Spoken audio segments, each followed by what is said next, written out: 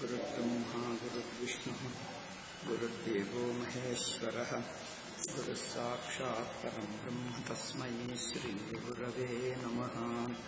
स्मृतिपुराण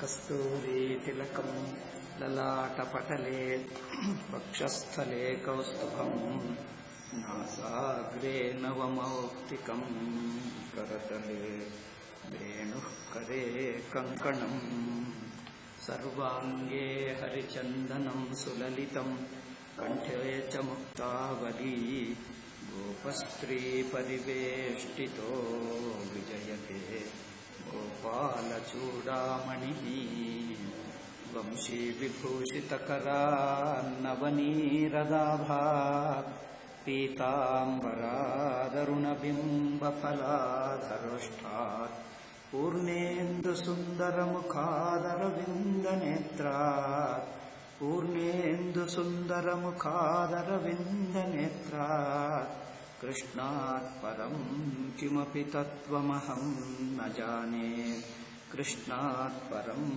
किमपि तत्त्वमहं न जाने। ओम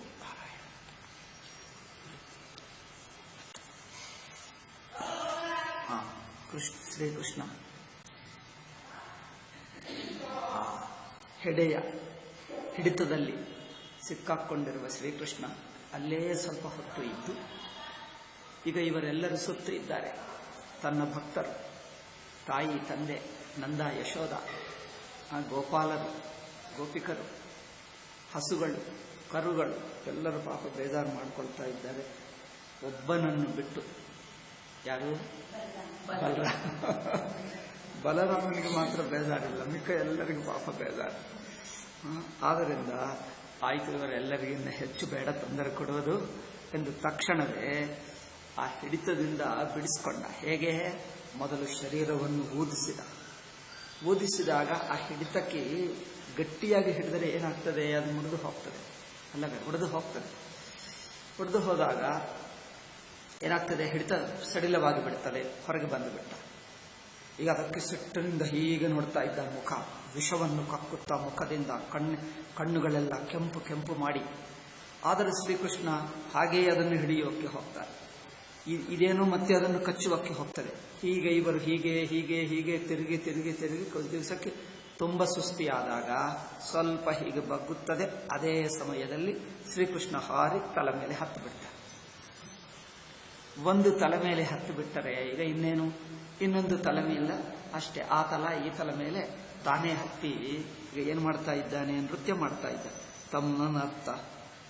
ಆವಾಗ ಹತ್ತಿದ್ದಾಗ ತಲೆ ಮೇಲೆ ರತ್ನಗಳಿರುತ್ತವೆ, ಕೆಂಪು ರತ್ನಗಳು.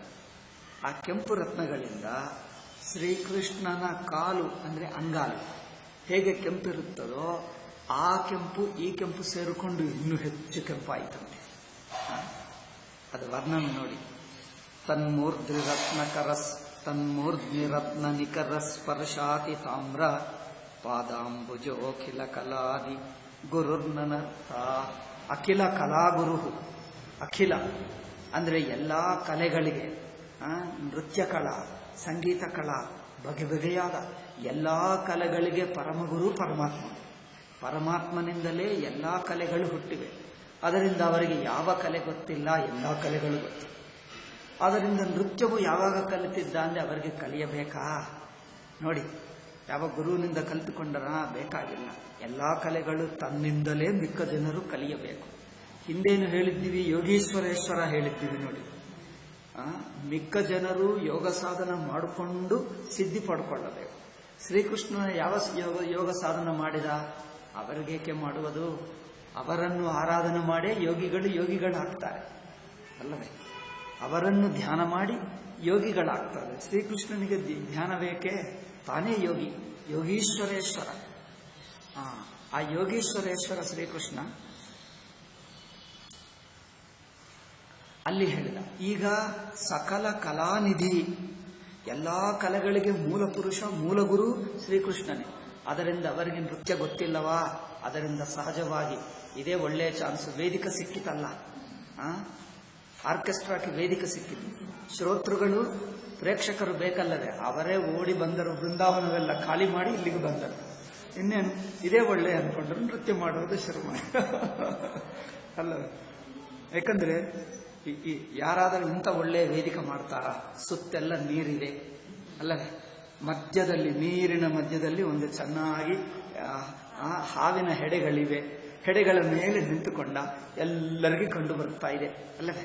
ಸುತ್ತು ದೂರ ಅವ್ರ ಹತ್ತಿರಕ್ಕೆ ಬರಕ್ಕಾಗಲ್ಲ, ಏಕೆ ನೀರಿದೆ, ಹಾವಿದೆ, ಅವ್ರ ಹತ್ತಿರಕ್ಕೆ ಬರಕ್ಕಾಗಲ್ಲ. ದೂರದಿಂದ ಎಲ್ಲರೂ ನೋಡ್ತಾ ಇದ್ದಾರೆ. ಇಡೀ ಬೃಂದಾವನ ಜನರು, ಹಸುಗಳು, ಮನುಷ್ಯರು, ಬಾಲಕರು, ವೃದ್ಧರು, ಸ್ತ್ರೀಯರು ಎಲ್ಲರೂ ಬಂದು ನೋಡ್ತಾ ಇದ್ದಾರೆ. ಆಹಾ, ಇದು ಒಳ್ಳೆ ಸೀನ್ ಅನ್ಕೊಂಡ. ಈಗ ಅಲ್ಲೇ ನೃತ್ಯ ಮಾಡುವರು, ಬೇರೆ ಕೆಲಸ ಏನು ಮಾಡೋದು. ಯಾವಾಗ ಯಾವುದಕ್ಕೆ ಚಾನ್ಸ್ ಸಿಕ್ಕಿದರೆ ಅದೇ ಮಾಡಬೇಕು. ಹಿಂದೆ ಮುರಳಿನಿಂದ ಹಾಡು ಹಾಡಿದ, ಈಗಲೂ ಮುರಳಿ ಕೈಯಲ್ಲಿತ್ತೋ ಏನೋ, ಅದು ಹಾಡ್ತಾನೆ ನೃತ್ಯ ಮಾಡ್ತಾನೆ, ಎರಡೂ ಮಾಡ್ತಾನೆ ಅಲ್ಲವೇ. ಆ ಕೈಯಲ್ಲಿಲ್ಲದಿದ್ದರೆ ಸೊಂಟಲ್ಲಿ ಇಟ್ಕೊಳ್ತಾನೆ, ಮೊದಲೇ ಇರುತ್ತದೆ. ಆದ್ದರಿಂದ ಇಟ್ಕೊಂಡು ಅದು ಹಾಡುತ್ತಾ ನೃತ್ಯ ಮಾಡ್ತಾ ಇದ್ದಾರೆ. ಅಖಿಲ ಕಲಾದಿ ಗುರುರ್ ನನರ್ಥ ತಮ್ ನರ್ತು ಮುಜ್ಯತಮವೇಕ್ಷ ತದಾ, ತಮ್ ನರ್ತು ಮುಜ್ಯತಮವೇಕ್ಷ ತದಾ ತದೀಯ ಗಂಧರ್ವ ಸಿದ್ಧ ಸುರಚಾರಣ ದೇವವದ್ವಹ. ನೋಡಿ, ಒಬ್ಬರು ನೃತ್ಯ ಮಾಡ್ತಾ ಇದ್ದರೆ ಮಿಕ್ಕ ಜನರು ಏನ್ ಮಾಡ್ತಾರೆ? ಎರಡು ಬಗೆ ಜನರಿರುತ್ತಾರೆ. ಕೆಲವರು ಓಹೋ ಚೆನ್ನಾಗಿದೆ ಎಂದು ಮಿಕ್ಕ ಕೆಲಸ ಎಲ್ಲ ಬಿಟ್ಟು ಅದೇ ನೋಡ್ತಾರೆ. ಕೆಲವರು ಸ್ವಯಂ ನೃತ್ಯ ಕಲಿತುಕೊಂಡರೆ ಅವ್ರು ಸುಮ್ಮನೆ ಇರ್ತಾರ? ಅವರು ಕುಳಿತಿದ್ದರೂ ಕುರ್ಚಿ ಎದ್ದು ನಿಂತಿರ್ತಾರೆ, ಅವನ್ನ ಕೂತಿರಕ್ಕಾಗಲ್ಲ, ಇವರು ಮಾಡ್ತಾರೆ. ಹಾಗೆ ಸ್ವರ್ಗದಲ್ಲಿದ್ದಾರಲ್ಲ ಯಾರು? ದೇವವನಿತ.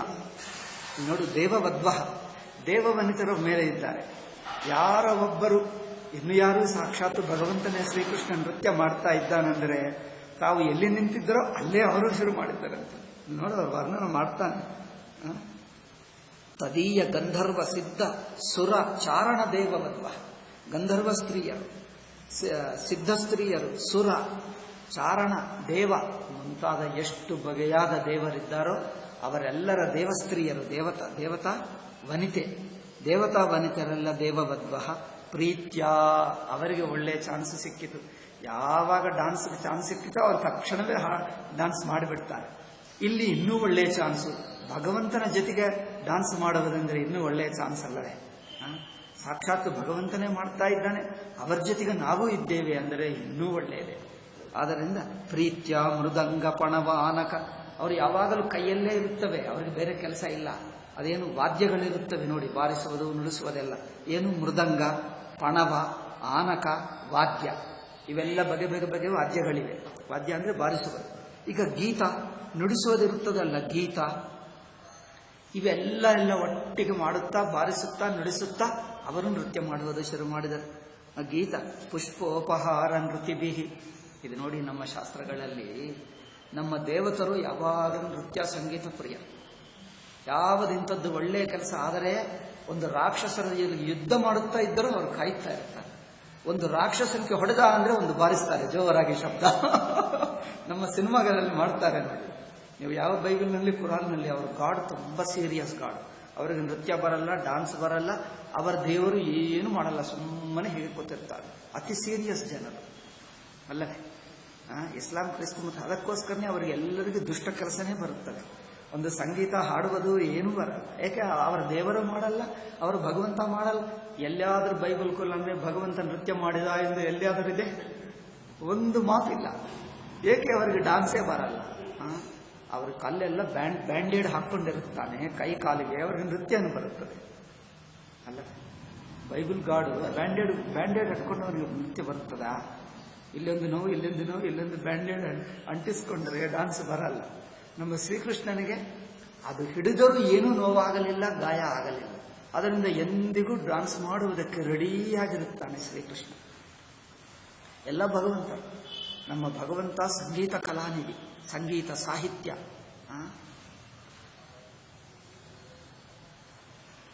ಅಲ್ಲಿ ಎಲ್ಲಿ ಇನ್ನೊಂದು ಲಲಿತಾ ಸಹಸ್ರನಾಮದಲ್ಲಿ ಹೇಳ್ತಾರೆ ನೋಡಿ, ಸಾಹಿತ್ಯ ಪ್ರಿಯ, ಸಾಹಿತ್ಯ ಪ್ರಿಯ ಅಂತೆ. ಬಗೆ ಸಾಹಿತ್ಯಗಳು ಹೇಳಿದ್ದರೆ ಅವಳಿಗಿಷ್ಟ. ನಮ್ಮ ಭಗವಂತನಿಗೆ ಸಂಗೀತ, ಸಾಹಿತ್ಯ, ನೃತ್ಯ ಎಲ್ಲಾ ಬಗೆಯಾದ ಕಲೆಗಳೆಂದರೆ ತುಂಬಾ ಇಷ್ಟ. ಇಷ್ಟ ಏನು, ಅವನೇ ಅದಕ್ಕೆ ಗುರು, ಭಗವಂತನೇ ಗುರು.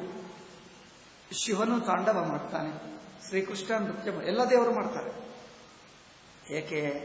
ಅವರ ಕೈಯಲ್ಲೇ ನೋಡಿ, ಒಬ್ಬನ ಕೈಯಲ್ಲಿ ಡಮರು ಇಟ್ಕೊಳ್ತಾನೆ, ಒಬ್ಬನು ಶಂಖ ಇಟ್ಕೊಳ್ತಾನೆ. ಶಂಖ ಊದುವುದಕ್ಕೆಲ್ಲವೇ, ಚಕ್ರ ಯುದ್ಧ ಮಾಡುವುದಕ್ಕೆ, ಗದ ಹೊಡೆಯುವುದಕ್ಕೆ, ಶಂಖ ನೃತ್ಯ ಮಾಡುವುದಕ್ಕೆ, ನೃತ್ಯ ಹಾಡು ಎಲ್ಲ ಮಾಡುವುದಕ್ಕೆ.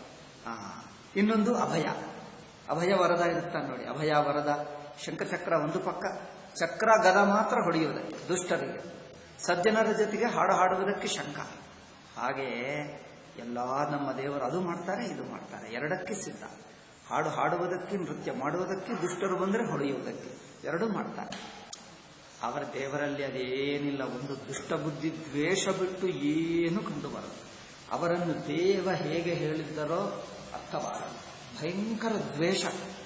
ಈ ಏನು ಹೆಸರಿದು? ಹಾವು, ಕಾಲಿಯ ನಾಗ. ಕಾಲಿಯ ನಾಗದಲ್ಲಿ ಎಷ್ಟು ವಿಷ ಇದೆಯೋ ಆ ಬೈಬಲ್ ಕುರಾನ್ ದೇವನಲ್ಲಿ ವಿಷವೇ ವಿಷ. ಆದರೆ ಅವರನ್ನು ದೇವರು ದೇವರು ದೇವರೇ ಹೇಳ್ತಾರೆ. ಮೂರ್ಖ ಜನರು ಹೇಳಿದ್ದರೆ ಹೇಳಲಿ, ನಮ್ಮ ಗುರುಗಳಿಗೆ ಏನಾಯಿತು? ಎಲ್ಲ ದೇವರು ಒಂದೇ ಎಂದು ಹೇಳ್ತಾರೆ, ಏಕೋ ಅರ್ಥವಾಗಲ್ಲ. ಆ ದೇವನೇ ಹೇಳ್ಕೊಡ್ತಾನೆ, ನಾನು ವಿಷ, ನಾನು ದ್ವೇಷಿ, ನಾನು ವಿಷ, ನಾನು ದ್ವೇಷಿ, ನನಗೆ ಹಾಗೆ ಇದೇ ಹೇಳ್ಕೊಡ್ತಾನೆ. ಒಂದು ಸಲ ನನಗೆ ಪ್ರೀತಿ ಇದೆ, ನನಗೆ ನೃತ್ಯ ಬರುತ್ತದೆ, ಸಂಗೀತ ಬರುತ್ತದೆ ಎಂದು ಎಲ್ಲಿ ಹೇಳಲ್ಲ. ದ್ವೇಷ ದ್ವೇಷ ದ್ವೇಷ, ಹೆಜ್ಜೆ ಹೆಜ್ಜೆ ಅವರನ್ನು ಹೊಡೆಯು, ಇವರನ್ನು ಹೊಡೆಯು, ಏಕೆ? ನನಗೆ ದ್ವೇಷ, ಅವರ ದ್ವೇಷ, ಇವರ ದ್ವೇಷ, ದ್ವೇಷವೇ ಮಾತಾಡ್ತಾರೆ. ಅಂಥವರನ್ನು ಆಹಾ ಭಗವಂತ ಭಗವಂತ ಎಂದು ಹೇಳುವುದಕ್ಕೆ ನಾಚಿಕೆ ಇರಬೇಕು. ಯಾರಿಗೆ? ಅವರಿಗೆ ನಾಚಿಕೆ ಇಲ್ಲವೇ ಇಲ್ಲ. ನಮ್ಮ ಜನರಿಗಾದರೆ ಇರಬೇಕು. ಎಲ್ಲ ಭಗವಂತರು ಸಮಾನವಂತೆ, ಎಲ್ಲ ಮತಗಳು ಸಮಾನವಂತೆ. ಎಲ್ಲಿದೆಪ್ಪ ಎಲ್ಲ ಭಗವಂತರು ಸಮಾನ ಎಂದು? ಎಲ್ಲಿದೆ? ಹುಚ್ಚು ಜನರು, ನಮ್ಮ ಗುರುಗಳೇ ಹುಚ್ಚಾಗಿಬಿಟ್ಟರು. ಆದ್ದರಿಂದ ಎಲ್ಲ ಮತಗಳು ಒಂದೇ ಎಂದು ಹೇಳಿಬಿಟ್ಟರು. ಇದು ಎಲ್ಲಿದೆ? ಅವರು ನೇರಾಗಿ ನಾನು ದ್ವೇಷಿ ದ್ವೇಷಿ, ದ್ವೇಷ ಮಾಡ್ತೀನಿ, ದ್ವೇಷ ಮಾಡ್ತೀನಿ, ಸಾಯಿಸ್ತೀನಿ, ಹಿಂಸೆ ಮಾಡ್ತೀನಿ ಎಂದು ಹೆಜ್ಜೆ ಹೆಜ್ಜೆ ಪೂರ್ತಿ ಬೈಬಲ್ನಲ್ಲಿ, ಕುರಾನ್ನಲ್ಲಿ ಹೆಜ್ಜೆ ಹೆಜ್ಜೆ ದ್ವೇಷವೇ ಕಂಡು ಬರ್ತಾ ಇದೆ. ಇವರು ಹೇಳ್ತಾರೆ ಎಲ್ಲಾ ದೇವರು ಒಂದೇ ಎಂದು. ಅಂದರೆ ಅರ್ಥವೇನು? ಕಣ್ಣು ಮುಚ್ಚಿಕೊಂಡು ಮಾತಾಡುವ ಗುರುಗಳೇ ನಮ್ಮ ಗುರುಗಳು. ಏಕೆ? ಭಾರತ ದೇಶ ನಾಶವಾಗುವುದಕ್ಕೆ ಅರ್ಧ ಕೆಲಸ ನಮ್ಮ ಗುರುಗಳೇ ಮಾಡಿದ್ದಾರೆ. ಅರ್ಧ ಕೆಲಸ ನಮ್ಮ ಗುರುಗಳೇ. ಬರೀ ಎಲ್ಲ ಮತಗಳು ಸಮಾನ ಎಂದು ಹೇಳುವುದಕ್ಕೆ ಅರ್ಥವೇನು? ಅವರು ದುಷ್ಟರು, ಅವರ ಮತ ದುಷ್ಟ, ಅವರ ದೇವರು ದುಷ್ಟರು, ಅವರ ಸಿದ್ಧಾಂತ ದುಷ್ಟ, ಅದನ್ನು ಆಚರಿಸುವ ಇವರು ದುಷ್ಟರು. ಜೋಪಾನವಾಗಿರಿ ಎಂದು ಹೇಳಿದ್ದರೆ ಹಿಂದೂಗಳು ಜೋಪಾನವಾಗ್ತಿದ್ದಾರೆ. ಅವರನ್ನು ದೂರವಾಗಿಡಿ, ಜೋಪಾನವಾಗಿರಿ ಎಂದು ಜೋಪಾನವಾಗಿರಿ.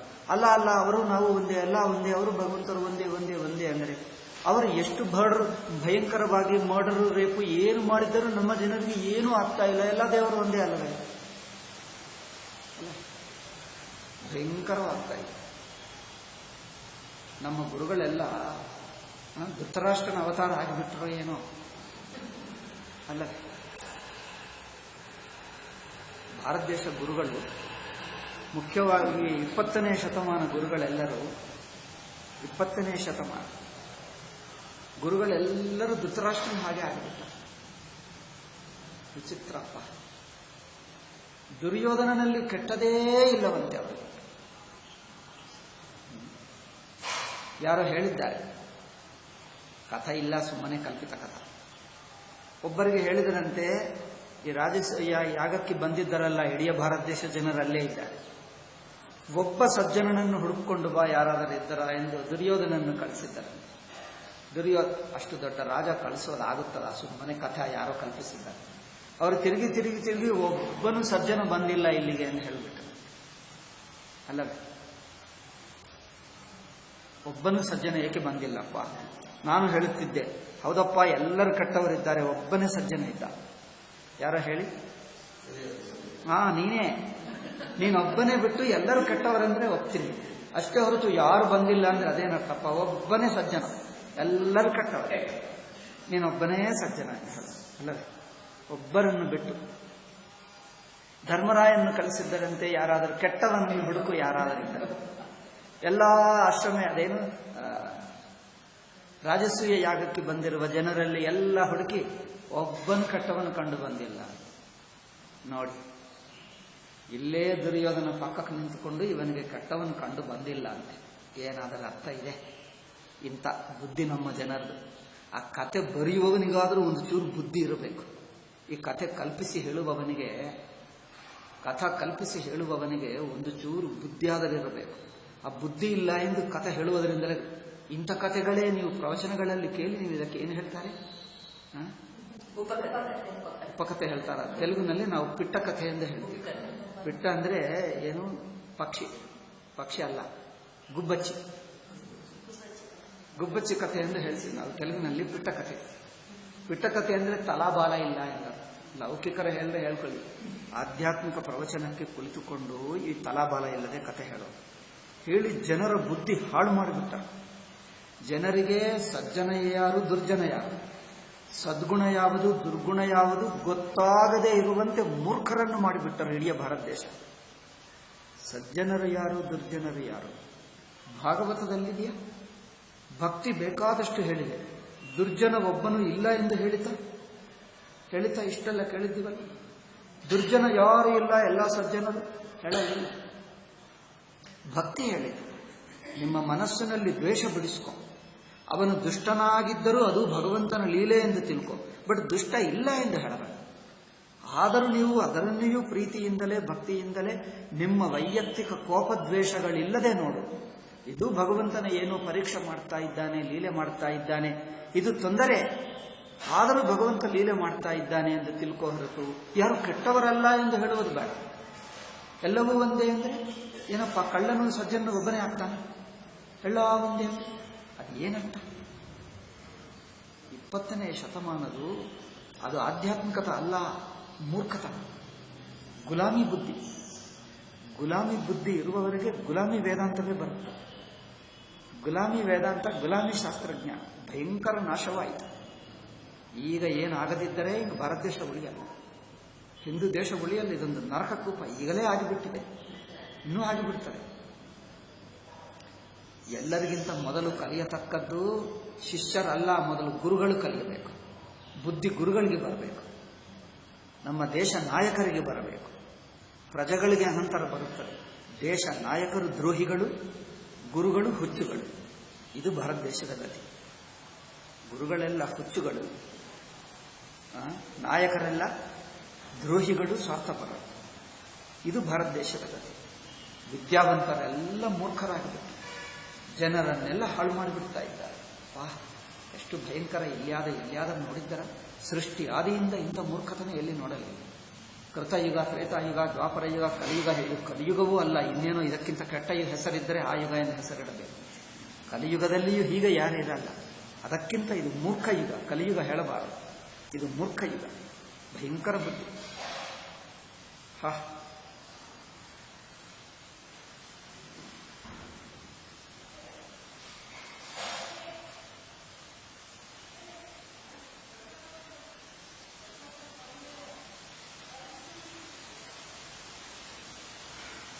ಎಲ್ಲ ಮತಗಳು ಸಮಾನ ಎಂಬುದು ಮಹಾ ದೊಡ್ಡ ತಪ್ಪಾಯಿತು, ಅವಿವೇಕ ಆಯಿತು.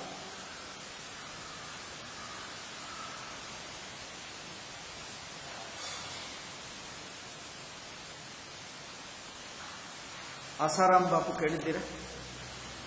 ಕೇಳಲಿಲ್ಲ. ನೀವು ಹಿಂದಿ ಟಿವಿಗಳು ನೋಡಲ್ಲ ಅನ್ಸುತ್ತೆ. ಅದರಲ್ಲಿ ಪ್ರವಚನ ಮಾಡ್ತಾರೆ. ಹಾಗೆ ಇನ್ನೊಬ್ಬರಿದ್ದಾರೆ ಗುಜರಾತ್ನಲ್ಲಿ, ಮುರಾರಿ ಬಾಪು. ಅವರು ತುಳಸಿ ರಾಮಾಯಣ ಹೇಳ್ತಾರೆ. ಎಷ್ಟು ಜನರಂದ್ರೆ ಇಲ್ಲಿಂದ 1 ಕಿಲೋಮೀಟರ್ ಜನರು ಕೂತ್ಕೊಂಡು ಕೇಳ್ತಾರೆ ಪ್ರವಚನ. 1 ಕಿಲೋಮೀಟರ್ ಇಲ್ಲಿಂದ ಬಸ್ ಸ್ಟ್ಯಾಂಡ್ ವರೆಗೆ ಕೂತಿರ್ತಾರೆ, ಅಷ್ಟು ಜಾಗ ನಾನು ನೋಡಿದ್ದೀನಿ. ಅವರು ರಾಮಾಯಣ ಹೇಳ್ತಾ ಇದ್ದಾರೆ. ಎಷ್ಟೆಷ್ಟು ಜನರಂದ್ರೆ ಅಬ್ಬಬ್ಬ. ಇಲ್ಲಿಂದ ಬಸ್ ಸ್ಟ್ಯಾಂಡ್ ವರೆಗೆ ಅವರು ವೇದಿಕೆ ತಯಾರು ಮಾಡಿ ಜನರು ಕುಳಿತುಕೊಳ್ಳುವಕ್ಕೆ ಪೆಂಡಾಲ್ ಕಟ್ಟಬೇಕಾದರೆ 1 ಕಿಲೋಮೀಟರ್ ವರೆಗೆ ಕಟ್ಟುತ್ತಲೇ ಇರಬೇಕು. ಅಷ್ಟು ಜನರು ಕೂತು ಯಾವುದೇ ಇಲ್ಲಿ ಪ್ರವಚನ ಮಾಡಬೇಕಂದ್ರೆ ದೊಡ್ಡ ಮೈದಾನ ನೋಡಬೇಕು. ಈ ಸಣ್ಣ ಪುಟ್ಟ ಸಾಕಾರ, ದೊಡ್ಡ ಮೈದಾನ ಸಿಗದಿದ್ದರೆ ಮತ್ತೀಗ ಎಲ್ಲೋ ಮಾಡಬೇಕಾಗುತ್ತೆ. ಅಷ್ಟು ಜನ ಕೂತಿರ್ತಾರೆ. ವಯಸ್ಸು ಬಂತು. ನನಗಿಂತ ಹಿರಿಯನ 70 ವರ್ಷ ಬಂದಿರಬಹುದು. ಇತ್ತೀಚೆಗೆ ಶುರು ಮಾಡಿಬಿಟ್ಟ. ಭಜನ ರಾಮಚಂದ್ರನ್ ಮಾಡುತ್ತಾ ಅಲ್ಲ ಅಲ್ಲ ಅಲ್ಲ ಎಂದು ಭಜನೆ ಶುರು ಮಾಡಿ. ಜನರು ಹೇಳಿಬಿಟ್ಟರು, ಇವನಿಗೆ ಮುಪ್ಪು ವಯಸ್ಸಿನಲ್ಲಿ ಇವನಿಗೆ ಹುಚ್ಚುತನ ಬಂತಾ ಇಲ್ಲ. ಇವರು ಗುರುಗಳು, ಲಕ್ಷ ಲಕ್ಷ ಜನರು ಪ್ರವಚನ ಕೇಳುವಕ್ಕೆ ಬರ್ತಾರೆ, ರಾಮಭಕ್ತ, ಬಟ್ ಹುಚ್ಚು. ನಾನು ಹೇಳಿದ್ದೇನಲ್ಲ, ಹಿಂದೂ ಗುರುಗಳಿಗೆ ಹುಚ್ಚು ಬೇಗ ಬರುತ್ತೆ. ಸುಮ್ಮನೆ ಊಟ ತಿಂದು ನೀರು ಕುಡಿದ್ರೆ ಸಾಕು ಹುಚ್ಚಾಗ್ಬಿಡ್ತಾರೆ. ಔಷಧಿ ಬೇಡ, ವಿಷ ಬೇಡ, ಸುಮ್ಮನೆ ಅನ್ನ ತಿಂದು ಹಾಲು ಕುಡಿದು ಹುಚ್ಚಾಗ್ತಾರೆ. ಅಲ್ಲ, ವಿಷ ಕುಡಿದು ಹುಚ್ಚಾದರೆ ಆಗಬಹುದು, ಒಪ್ಕೊಳ್ಳಿ. ಬೇರೆ ಏನಾದರೂ ತಿಂದು ಹುಚ್ಚಾದರೆ ಒಪ್ಕೊಳ್ಳಿ, ಯಾಕಂದ್ರೆ ಅದು ವಿಷದ ದೋಷ. ಇವರಿಗೆ ಯಾವ ವಿಷವಿಲ್ಲದರೂ ಹುಚ್ಚಾಗ್ತಾರೆ. ಅಲ್ಲ ಅಲ್ಲ ಎಂದು ಹೇಳುವುದು ಶುರು ಮಾಡಿದರು. ಜನರು ಬೈದರೆ ಒಂದು ದಿವಸ ಏನೋ ಸಿಹಿಯಾಗಿ ಮಾತಾಡಿ, ಓಹೋ ಏನಾದರೂ ತಪ್ಪಾಗಿದ್ದರೆ ಕ್ಷಮಿಸಿ ಎಂದು. ಅವರು ಮಾಡಿರುವ ತಪ್ಪು ಹೆಸರು ಹೇಳ್ತಾ ಇಲ್ಲ. ತಪ್ಪಾಗಿದ್ದರೆ ಕ್ಷಮಿಸಿ. ದೊಡ್ಡವರು ಪೂರ್ವ ಕಾಲದಲ್ಲಿ ಕ್ಷಮಾಪಣೆ ಕೇಳ್ಕೊಳ್ತಿದ್ದರು. ಕ್ಷಮಾಪಣೆ ಕೇಳಿದರೆ ತಪ್ಪಿಲ್ಲ.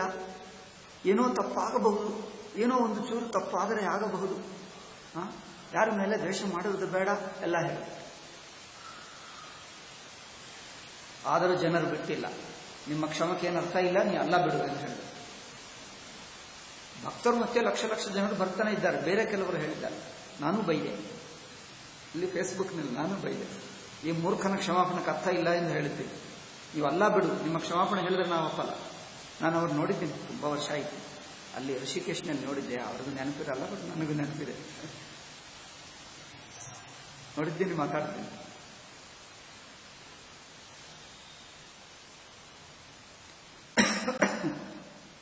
ನಾನಿರುವ ಆಶ್ರಮಕ್ಕೆ ಬರುತ್ತಿದ್ದ.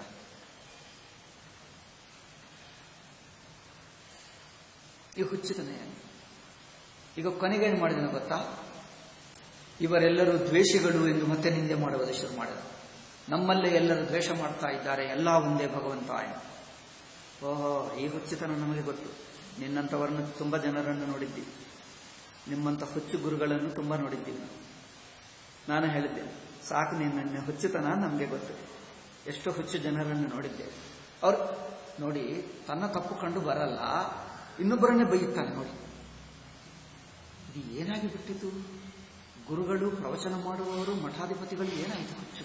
ಇದು ಹುಚ್ಚಲ್ಲದಿದ್ದರೆ ಅದು ಬುದ್ಧಿವಂತಿಕ ಲಕ್ಷಣ. ಇದೇನು ಬುದ್ಧಿವಂತಿಕ ಲಕ್ಷಣ? ಎಲ್ಲ ಮತಗಳು ಸಮಾನ, ಎಲ್ಲ ದೇವರ ಸಮಾನ ಹೇಳು. ಭಾರತ ದೇಶದಲ್ಲಿರುವ ದೇವತರೆಲ್ಲರೂ ಒಂದೇ. ಏಕೆ? ಇವರು ಒಂದು ಮೂಲ ಸ್ವರೂಪ ಒಂದೇ, ಸಚ್ಚಿದಾನಂದ ಸ್ವರೂಪ. ಇಷ್ಟು ದೇವರನ್ನು ಬಿಟ್ಟು ರಾಮ, ಕೃಷ್ಣ, ಶಿವ ಎಷ್ಟೋ ಜನರಿದ್ದಾರೆ ಅಲ್ಲವೇ?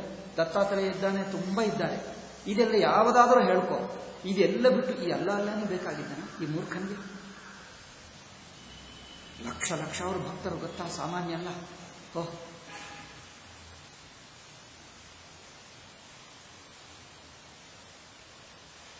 ಈಗ ಮತ್ತೆ ಇಷ್ಟಾದ ನಂತರ ಇನ್ನೂ ತನ್ನನ್ನು ದ್ವೇಷ ಮಾಡ್ತಾ ಇದ್ದಾರೆ ಅಂದರೆ ಈಗ ಹಿಂದೂ ದೇವರನ್ನು ಬೈಯುವುದು ಶುರು ಮಾಡಬೇಕು.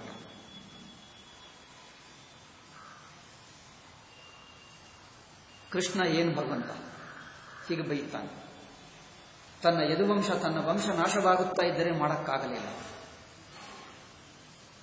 20 ನಿಮಿಷ ನೋಡಿದ್ದೀನಿ, ಜೋರಾಗಿ ಕೂಗುತ್ತಾ ಇದ್ದಾನೆ, ಬೈಯುತ್ತಾ ಇದ್ದಾನೆ ಕೃಷ್ಣನನ್ನು. ಈಗ ಜನರೇನು ಹೇಳಿದ್ದಾರೆ ಅಂದರೆ, ಇವನು ಪ್ರವಚನ ಎಲ್ಲ ಸಾಕಾಯಿತು, ಇವನು ಹುಚ್ಚಾಸ್ಪತ್ರೆಗೆ ಸೇರಿಸುವುದೇ ಒಳ್ಳೆಯದು. ಕೆಲವರು ಗುರುಗಳು ಹೀಗೆ ಇರ್ತಾರೆ, ಹುಚ್ಚಾಸ್ಪತ್ರೆಗೆ ಸೇರಿಸಬೇಕು ಅಲ್ಲ. ನಮ್ಮೊಬ್ಬ ಬೆಂಗಾಲ ಸ್ವಾಮಿ ಇದ್ದ, ದಕ್ಷಿಣೇಶ್ವರ ಮಠ ಸ್ವಾಮಿ. ಅವನನ್ನು ಹುಚ್ಚಾಸ್ಪತ್ರೆಗೆ ಸೇರಿಸಬಹುದು. ಎಲ್ಲ ದೇವರು ಒಂದೇ ಎಂದು ಹೇಳಿಬಿಟ್ಟು ಇಡೀ ಭಾರತ ದೇಶ ನಾಶ ಮಾಡಿಬಿಟ್ಟು ಇದೇ ಹೇಳಿಬಿಟ್ಟು ನೀವೆಲ್ಲರೂ ಭಕ್ತರೇ ಆಗಿರಬಹುದು. ಅವರಿಗೆ ಇದೇನು ಹುಚ್ಚಪ್ಪ, ಎಲ್ಲ ಒಂದೇನು ಎಲ್ಲಿದೆ? ಒಬ್ಬ ದುಷ್ಟನು ಒಂದು ಭಗವಂತ ಒಂದೇ ಆಗ್ತಾನೆ. ಹುಚ್ಚಾಗಿಬಿಟ್ಟು ಇಡೀ ಭಾರತ ದೇಶ ಇದೇ ಆಗಿಬಿಡ್ತಾರೆ, ಎಲ್ಲ ಒಂದೇ.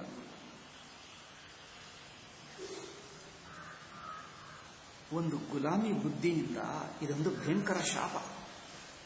ದುರ್ವಾಸನಂತ ದೊಡ್ಡ ದೊಡ್ಡ ಮಹನೀಯರಿಗೆ, ದುರ್ವಾಸನ ಸಾಮಾನ್ಯನಲ್ಲ, ವೈಕುಂಠದಲ್ಲಿ ವಾಸ ಮಾಡುವವನು, ಶಿವನ ಅಂಶಾವತಾರ, ವೈಕುಂಠಗಳಲ್ಲೇ ಬ್ರಹ್ಮಲೋಕದಲ್ಲೇ ಇರುತ್ತಾನೆ.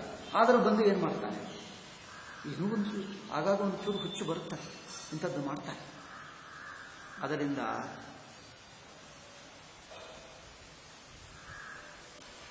ಭಗವಂತನೇ ಬಂದು ನಮಗೆ ಹುಚ್ಚು ಹುಚ್ಚು ಮಾತಾಡಿದ್ದರೂ ನಂಬಬೇಡ.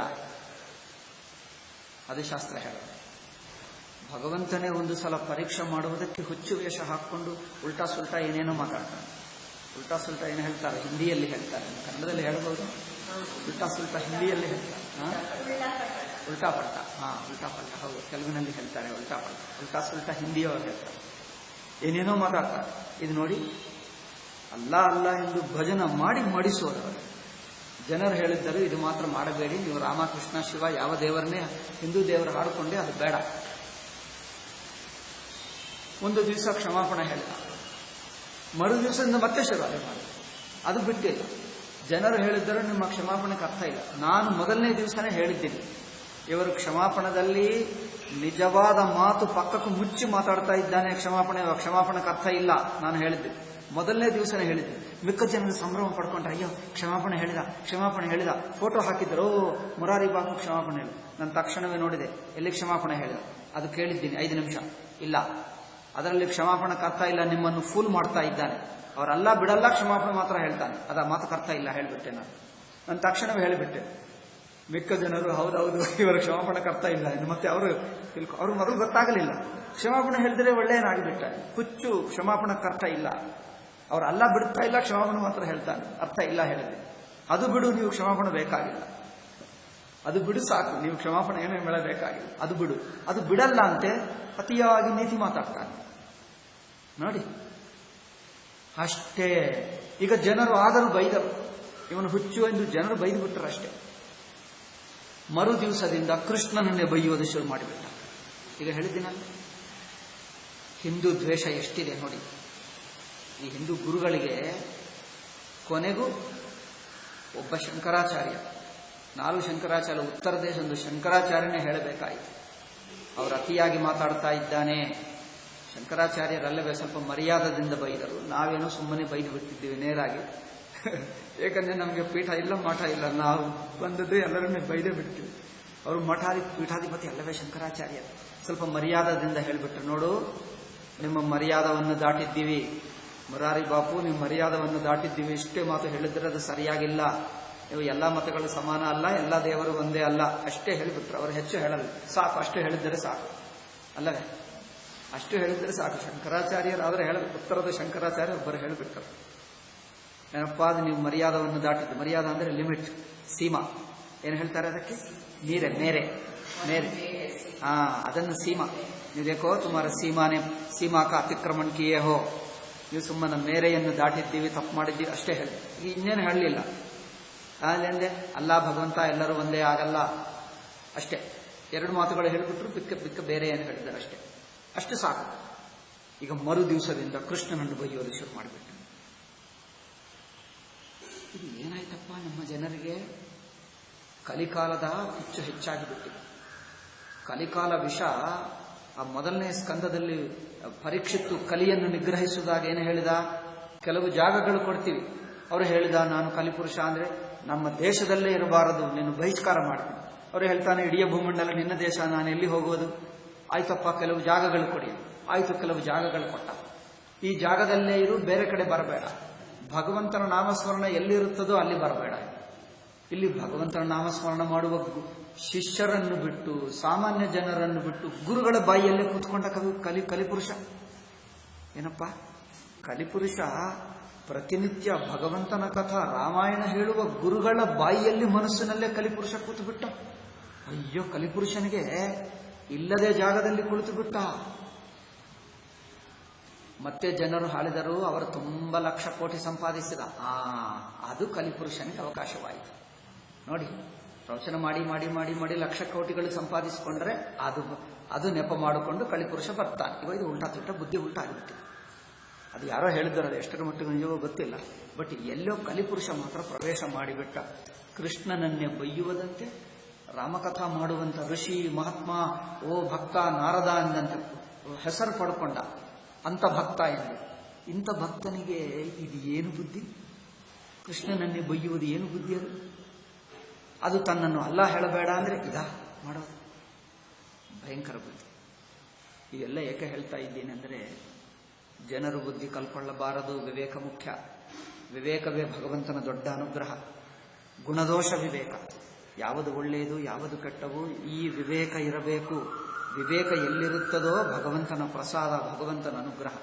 ವಿವೇಕ ಕಲ್ಕೊಂಡು ಕಣ್ಣು ಮುಚ್ಚಿಕೊಂಡು ಎಲ್ಲಾ ಒಂದೇ ಎಂದು, ಏನು ವಿಷವೂ ಅಮೃತವೂ ಒಂದೇ, ಇದರಲ್ಲಿ ಸಕ್ಕರೆ ಹಾಕು ವಿಷವೇ ಹಾಕು ಎಲ್ಲಾ ತಿಂತೀವಿ ಅಂದ್ರೆ, ನಾವು ಭಕ್ತರು ನಮಗೆ ಎಲ್ಲ ಒಂದೇ, ಏನು ಕೊಡಬೇಕಪ್ಪ, ಹಾಲು ಕೊಡುವುದಾ, ಕೊಡಿ ಅಂದ್ರೆ, ಹಾಲಿನಲ್ಲಿ ಏನು ಹಾಕಬೇಕು ಅಂದ್ರೆ ಏನಾದರೂ ಹಾಕಿ, ವಿಷ ಹಾಕಬಹುದು ಆದ್ರೆ ನಮಗೆ ಎಲ್ಲ ಒಂದೇ ಹಾಕಬಹುದು ಅಂತ ಹೇಳ್ತಾರೆ. ವಿಷ ಹಾಕಲ್ಲ ಸಕ್ಕರೆ ಹಾಕಲ್ಲ ಎಂದು ಕೇಳಿದ್ರು. ಎಲ್ಲ ಒಂದೇ ನಮಗೆ ಹಾಕಿ. ಕಲಿಪುರುಷ ಬಂದ, ಒಳ್ಳೆಯದು ಹಾಕ್ತಾರೆ. ಏನಪ್ಪ ಭಕ್ತಿ ಅಂದ್ರೆ ಎಲ್ಲ ಸಮಾನತ ಅಂದ್ರೆ ಹೇಗಿರುತ್ತದೆ ಹೀಗಿರುತ್ತದೆ.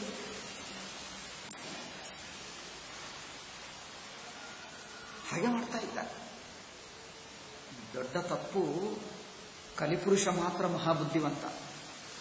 ಸಾಮಾನ್ಯ ಜನರು, ಹಳ್ಳಿ ಜನರಿಗೆ ನಮ್ಮ ದೇವರೇ ದೇವರು, ಹಿಂದೂ ದೇವರೇ ದೇವರು, ಅವರ ದೇವರಲ್ಲ ಎಂದು ಗೊತ್ತು ಮಾಡಿಕೊಂಡ.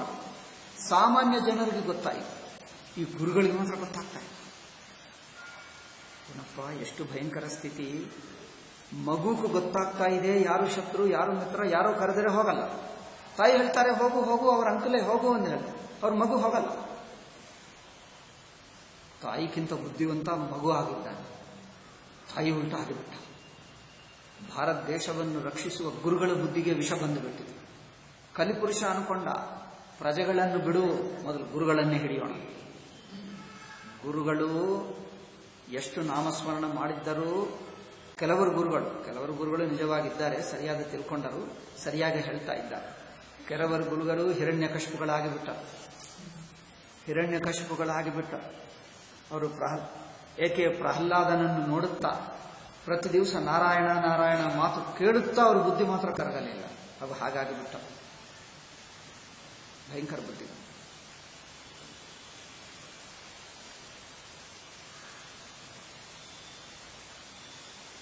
ನಿಮಗೆ ಗೊತ್ತಿದೆ ಅನ್ಕೊಂಡೆ, ಪರವಾಗಿಲ್ಲ, ಈಗಾದರೂ ನೆನಪಿಟ್ಕೊಂಡು.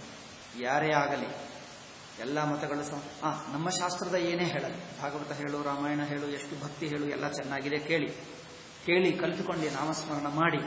ಬಟ್ ಎಲ್ಲ ಒಂದೇ ಅಂದರೆ ಯಾರೇ ಹೇಳಲಿ, ಆ ಒಂದು ಮಾತು ಮಾತ್ರ. ಊಟ ತಿನ್ನುವಾಗ ಮಧ್ಯದಲ್ಲಿ ಏನೇನೋ ಬರುತ್ತದೆ ನೋಡಿ, ಅನಾವಶ್ಯಕ ಎಲೆಗಿಲೆ, ಆ ಎಲೆ ಅನ್ಕೊಂಡು ಬಿಸಾಕಿ. ಏನೋ ಮಧ್ಯದಲ್ಲಿ ಬಂದು ಬಿಡ್ತದಲ್ಲ, ಅದೊಂದು ಪಕ್ಕಕ್ಕೆ, ಮಿಕ್ಕದೆಲ್ಲ ತಿನ್ನಬಹುದು, ಅದು ಮಾತ್ರ ಬಿಸಾಕಿ. ಅದು ಮಾತ್ರ ಭಯಂಕರ ವಿಷ ಆಗ್ತಾ ಇದೆ. ಜನರೆಲ್ಲ ತಿಳ್ಕೊಳ್ಳಬೇಕೀಗೋ. ಇವರೆಲ್ಲರೂ ಕೇಳ್ತಾ ಇದ್ದಾರೆ, ರೆಕಾರ್ಡ್ ಆಗ್ತಾ ಇದೆ, ಎಲ್ಲರಿಗೂ ಗೊತ್ತಾಗಲೆಂದೇ ಹೇಳಿದ್ದೀನಿ. ನೋಡಿ, ಇದು ತಪ್ಪು, ಇದು ಒಳ್ಳೆಯದು ಎಂದು ಹೇಳುವಕ್ಕೆ ಧೈರ್ಯ ಬೇಕು. ಯಾವಾಗ ಜನರು ದುರ್ಜನರನ್ನೇ ಪ್ರಶಂಸೆ ಮಾಡುವಾಗ, ಹಿರಣ್ಯಕಶಿಪುಕ್ಕೆ ಅಲ್ಲಿ ಚಂಡಾಮರ್ಕ ಗುರುಗಳಿದ್ದಾರೆ, ಪ್ರಹ್ಲಾದನಿಗೆ ಎಲ್ಲರೂ ಗುರುಗಳ ಹಿರಣ್ಯಕಶಿಪು ಪರವಾಗಿ ಮಾತಾಡ್ತಾ ಇದ್ದಾರೆ. ಅವರು ಹೇಳ್ತಾರೆ, ಏನು ಮಗು ಹೀಗೇನು ತಪ್ಪು ಮಾಡ್ತಾ ಇದ್ದೀವಿ, ನಿಮ್ಮ ಅಪ್ಪ ಹೇಳಿದ್ದು ಸರಿಯಾಗಿದೆ, ಅಪ್ಪನೇ ದೊಡ್ಡವರು, ಅಪ್ಪನ ಹೆಸರೇ ಹೇಳು, ನಾರಾಯಣ ಹೇಳಬೇಡ. ತನ್ನ ಗುರುಗಳು ಹೇಳಿದ್ದರೂ ಶಿಷ್ಯ ಗುರುಗಳ ಮಾತು ಕಡೆಗಣಿಸಬೇಕಾಗ್ತಾ ಇದೆ. ಅಂಥ ಸ್ಥಿತಿ ಬಂದು ಬಿಟ್ಟಿದೆ. ಅಯ್ಯೋ, ಗುರುಗಳ ಮಾತು ಬಿಡುವುದು ದ್ರೋಹವಲ್ಲವೇ? ಅಪ್ಪ, ತಾಯಿ ತಂದೆ, ಗುರುಗಳು ಹೇಳ್ತದೆ ಶಾಸ್ತ್ರ. ಗುರುಗಳು ಪೂಜ್ಯರು, ಸಾಕ್ಷಾತ್ ಗುರು ಬ್ರಹ್ಮ, ಗುರುರ್ ವಿಷ್ಣು, ಗುರುರ್ ದೇವೋ ಮಹೇಶ್ವರ. ಇವನು ಹೇಳ್ತಾನೆ ನಾರಾಯಣ ಹೆಸರು ಬಿಡು ಎಂದು ಗುರು ಉಪದೇಶ ಮಾಡ್ತಾ ಇದ್ದಾನೆ. ನೀವು ಪ್ರಹ್ಲಾದನ ಗತಿಯಾಗಿಬಿಟ್ಟಿದೆ ನಮ್ಮದು. ನಮ್ಮ ಗತಿ, ಭಾರತೀಯರ ಗತಿ ಪ್ರಹ್ಲಾದನ ಗತಿಯಾಗಿಬಿಟ್ಟಿದೆ. ಗುರುಗಳೇ ಬಂದು ಹೇಳ್ತಾರೆ ಎಲ್ಲ ಮತಗಳು ಸಮಾನ, ಅಲ್ಲಾಗಿಲ್ಲ, ನಮ್ಮ ರಾಮನ ಜೊತೆಗೆ ಹೇಳುವೆ. ಹೀಗೆ ಬಿಟ್ಟರೆ ಗುರುಗಳ ದ್ರೋಹ ಆಗುತ್ತದೆ. ಗುರುಗಳು ಪೂಜ್ಯರು, ಗುರುಗಳೇ ನಮಗೆ ಉಲ್ಟಾ ಹೇಳ್ತಾ ಇದ್ದಾರೆ. ಏನು ಮಾಡಬೇಕಪ್ಪ? ಪ್ರಹ್ಲಾದನ ಸ್ಥಿತಿ ಬಂದಿದೆ ನಮಗೆ. ಗುರುಗಳೇ ಬಂದು ಸುಳ್ಳು ಹೇಳ್ತಾರೆ, ಮೋಸ ಮಾಡು, ಉಲ್ಟಾ ಮಾತಾಡು ಎಂದು ಹೇಳ್ತಾರೆ. ಏನು ಮಾಡಬೇಕಪ್ಪ ನಮ್ಮ ಗತಿ? ಹಾಗೆ ಬಂದುಬಿಟ್ಟಿದೆ. ಎಲ್ಲ ಒಂದೇ ಎಂದು ಹೇಳಿ. ಹಿರಣ್ಯಕಶಿಪು ಅಪ್ಪ ಅಮ್ಮ ಬಂದೇ ಹೇಳ್ತಾರೆ, ಇದೇ ಒಳ್ಳೆಯದು, ಇದೇ ಹೇಳ್ಕೊ. ಇವನು ಸಣ್ಣ ಮಗು, ದೊಡ್ಡವರ ಮಾತು ಕೇಳಬೇಕು. ಕೇಳದಿದ್ದರೆ ತಪ್ಪಾಗ್ತದೆ, ಅದು ಪಾಪ. మరి ಕೇಳೋಣ ಅಂದ್ರೆ ಇವರೇ ಉಲ್ಟಾ ದೊಡ್ಡ ಪಾಪ ಮಾಡುವಕ್ಕೆ ಹೇಳ್ತಾ ಇದ್ದಾರೆ. ಏನು ಮಾಡಬೇಕು? ಭಾರತ ದೇಶ ಗತಿ ಪ್ರಹ್ಲಾದನ ಗತಿ ಆಗಿಬಿಟ್ಟಿದೆ. ಪ್ರಹ್ಲಾದ ಕೇಳಲಿಲ್ಲ. ಅವ್ರು ತೊಂದರೆ ಕೊಟ್ಟರೂ ಏನು ಹೇಳಲಿ. ಗುರುಗಳು ಏನೋ ಮಾಡಿದ್ದಾರೆ, ಏನೇನೋ ಮಾಡಿದ್ದಾರೆ, ಆದರೂ ಹೇಳಲಿಲ್ಲ. ನಾರಾಯಣನೇ ಹೇಳಿದ. ಹಾಗೆಯೇ ನಮ್ಮ ಪರಿಸ್ಥಿತಿ ಭಯಂಕರವಾಗಿ ಬಂದಿದೆ. ಐ ಥಿಂಕ್ ಇಂಥದ್ದು ಯಾವ ಕಾಲದಲ್ಲಿ ಬಂದಿಲ್ಲ. ಯಾವ ಕೃತಯುಗ, ದ್ವಾಪರ ಯುಗ, ಯಾವ ಯುಗದಲ್ಲಿ, ಕಲಿಯುಗದಲ್ಲಿಯೂ ಯಾವಾಗಲೂ ಬಂದಿಲ್ಲ. ಭಯಂಕರ ಸ್ಥಿತಿ ಬಂದಿದೆ. ಜನರು ತಿಳ್ಕೊಳ್ಳಿ, ಸತ್ಯವನ್ನೇ ಹಿಡ್ಕೊಂಡು ಬಿಡಿ. ನಮ್ಮ ಅನಾದಿ ಕಾಲದಿಂದ ಋಷಿಗಳು, ಮಹನೀಯರು, ಭಕ್ತರು ನಮ್ಮ ದೇವರನ್ನೇ ನಂಬಿ ಮಾಡ್ಕೊಳ್ತಾ ಇದ್ದಾರೆ. ಅಸುರ ಒಬ್ಬನು ಎಲ್ಲಿ ನೋಡಿದ್ದೀವಪ್ಪ? ಪುರಾಣದಲ್ಲಿ ಎಲ್ಲಿಯಾದರೂ ಕಥೆ ಇದೆ? ನೆನಪಾಗ್ತಾ ಇಲ್ಲ. ಎಲ್ಲೋ ಇದ್ದಿರಬಹುದು. ಒಬ್ಬ ಅಸುರ ಬರುತ್ತಾನೆ. ನೀವು ರಾಮಭಕ್ತ ಅನ್ಕೊಂಡೆ. ರಾಮಭಕ್ತನೋ ಕೃಷ್ಣ ಭಕ್ತನೋ? ನೀವು ರಾಮ ರಾಮ ರಾಮ ಎಂದು ರಾಮನಾಮ ಹೇಳ್ತಾ ಇದ್ದಾರೆ, ಅಥವಾ ಕೃಷ್ಣ ಭಕ್ತರ ಹರೇ ಕೃಷ್ಣ ಕೃಷ್ಣ ಕೃಷ್ಣ ಹೇಳ್ತಾ ಇದ್ದಾರೆ. ಕೃಷ್ಣ ರೂಪ ಧರಿಸಿಕೊಂಡು ಒಬ್ಬ ಅಸುರ ಬರ್ತಾನೆ. ಮೋಸವಾಗಲ್ಲ? ಅಯ್ಯೋ ಭಗವಂತನೇ ಭಗವಂತನೇ ಅನ್ಕೊಂಡು, ಅಯ್ಯೋ ಭಗವಂತ ದರ್ಶನ ಕೊಟ್ಟ, ಎಷ್ಟು ಜನ್ಮ ಜನ್ಮಗಳ ಪುಣ್ಯ, ಎಷ್ಟು ಅದೃಷ್ಟವಾಯಿತು ಎಂದು ನೀವು ಆನಂದ ಪರವಶರಾಗಿ ನೃತ್ಯ ಮಾಡಿ, ಡಾನ್ಸ್ ಮಾಡಿ, ನಮಸ್ಕಾರ ಮಾಡಿ, ಪ್ರದಕ್ಷಿಣೆ ಮಾಡಿ ನಿಮ್ಮ ದರ್ಶನವಾಯಿತು ಗುರುಗಳೇ. ಅವ್ರು ಹೇಳ್ತಾನೆ, ಹೌದಪ್ಪ ನಿನಗೆ ದರ್ಶನ ಕೊಟ್ಟೆ, ನಿಮ್ಗೆ ಒಳ್ಳೆಯದಾಗಬೇಕಂದ್ರೆ ನಾನೊಂದು ಆಜ್ಞೆ ಕೊಡ್ತೀನಿ ಮಾಡು ಅಂದ್ರೆ, ಸಾಕ್ಷಾತ್ ಭಗವಂತನೇ ನಿಮ್ಮ ಆಜ್ಞೆ ಕೊಟ್ಟರೆ ಮಾಡಲ್ಲವಾ? ಮಾಡು, ಹೇಳು, ಏನಾದರೂ ಮಾಡ್ತೀನಿ ಅಂದ್ರೆ, ಅಲ್ಲ ಅಲ್ಲ ಹೇಳು ಎಂದು ಹೇಳಿಬಿಟ್ರೆ ನೀವೇನು ಮಾಡ್ತೀವಿ? ಹೌದಪ್ಪ ಭಗವಂತನೇ ಹೇಳ್ದ ನನಗೆ ಅಲ್ಲ ಹೇಳು ಎಂದು ಅನ್ಕೊಳ್ತೀರಾ? ಅಲ್ಲ, ಇವನು ಯಾರೋ ಕಳ್ಳ, ಇವನು ಕೃಷ್ಣನಲ್ಲ. ಇವನು ಕೃಷ್ಣ ರೂಪ ರಾಮರೂಪ ಧರಿಸಿಕೊಂಡು ಬಂದ ಕಳ್ಳ ಇವನು ಅಲ್ಲವೇ? ಅದು ಗೊತ್ತಾಗಬೇಕು. ನಿಜವಾದ ಕೃಷ್ಣ ಇದ್ದಾನೆ, ಬರ್ತಾನೆ, ಕೊನೆಗೂ ಬರ್ತಾನೆ. ಈಗ ಮೊದಲು ಇಂಥ ಕಳ್ಳರು ಮೊದಲು ಬರ್ತಾರೆ ಅಲ್ಲ? ಈ ಕಳ್ಳರು ಮೊದಲು ಬರ್ತಾರೆ. ಇದು ತಿಳ್ಕೊಂಡು, ಅಲ್ಲಪ್ಪ ಭಗವಂತನ ದರ್ಶನ ಆಗುವವರೆಗೂ ನಾನು ಹೀಗೆ ಕಾಯುತ್ತಾ ಇರ್ತೀನಿ, ಇನ್ನೂ ಕೆಲವು ತಿಂಗಳು ವರ್ಷಗಳಾದರೂ ನಾಮಸ್ಮರಣ ಮಾಡ್ತಾ ಇರ್ತೀನಿ. ಈ ಕಳ್ಳನು ಮಾತ್ರ ನಂಬಲ್ಲ. ಇವರು ಹೇಳ್ತಾರೆ, ನಾನೇ ಕೃಷ್ಣ, ನೋಡು ಚಕ್ರ ಇದೆ, ಮುರಳಿ ಇದೆ, ಬೇಕಾದ್ರೆ ಬಾರಿಸ್ತೀನಿ, ಇಲ್ಲೇ ನೃತ್ಯ ಮಾಡ್ತೀನಿ, ನಾನೇ ಕೃಷ್ಣ ಏನು. ನೀವು ಕೃಷ್ಣ ಹೇಳ್ಕೊ, ಏನೇ ಹೇಳ್ಕೊ ನಮ್ಮಲ್ಲ. ಅವನು ಹೇಳ್ತಾನೆ, ನೀವು ಅಲ್ಲ ಬಿಡು, ಆವಾಗ ಹೋಗ್ತೀನಿ ಕೃಷ್ಣ. ಅವನು ಹೇಳ್ತಾನೆ, ಅಲ್ಲಪ್ಪ ಅಲ್ಲ ಅದೇ ಭಗವಂತ. ಗೊತ್ತಾಯ್ತು ನಿನ್ನ ಕಳ್ಳತನ, ನೀವು ಕೃಷ್ಣ ಅಲ್ಲ, ರಾಮ ಅಲ್ಲ.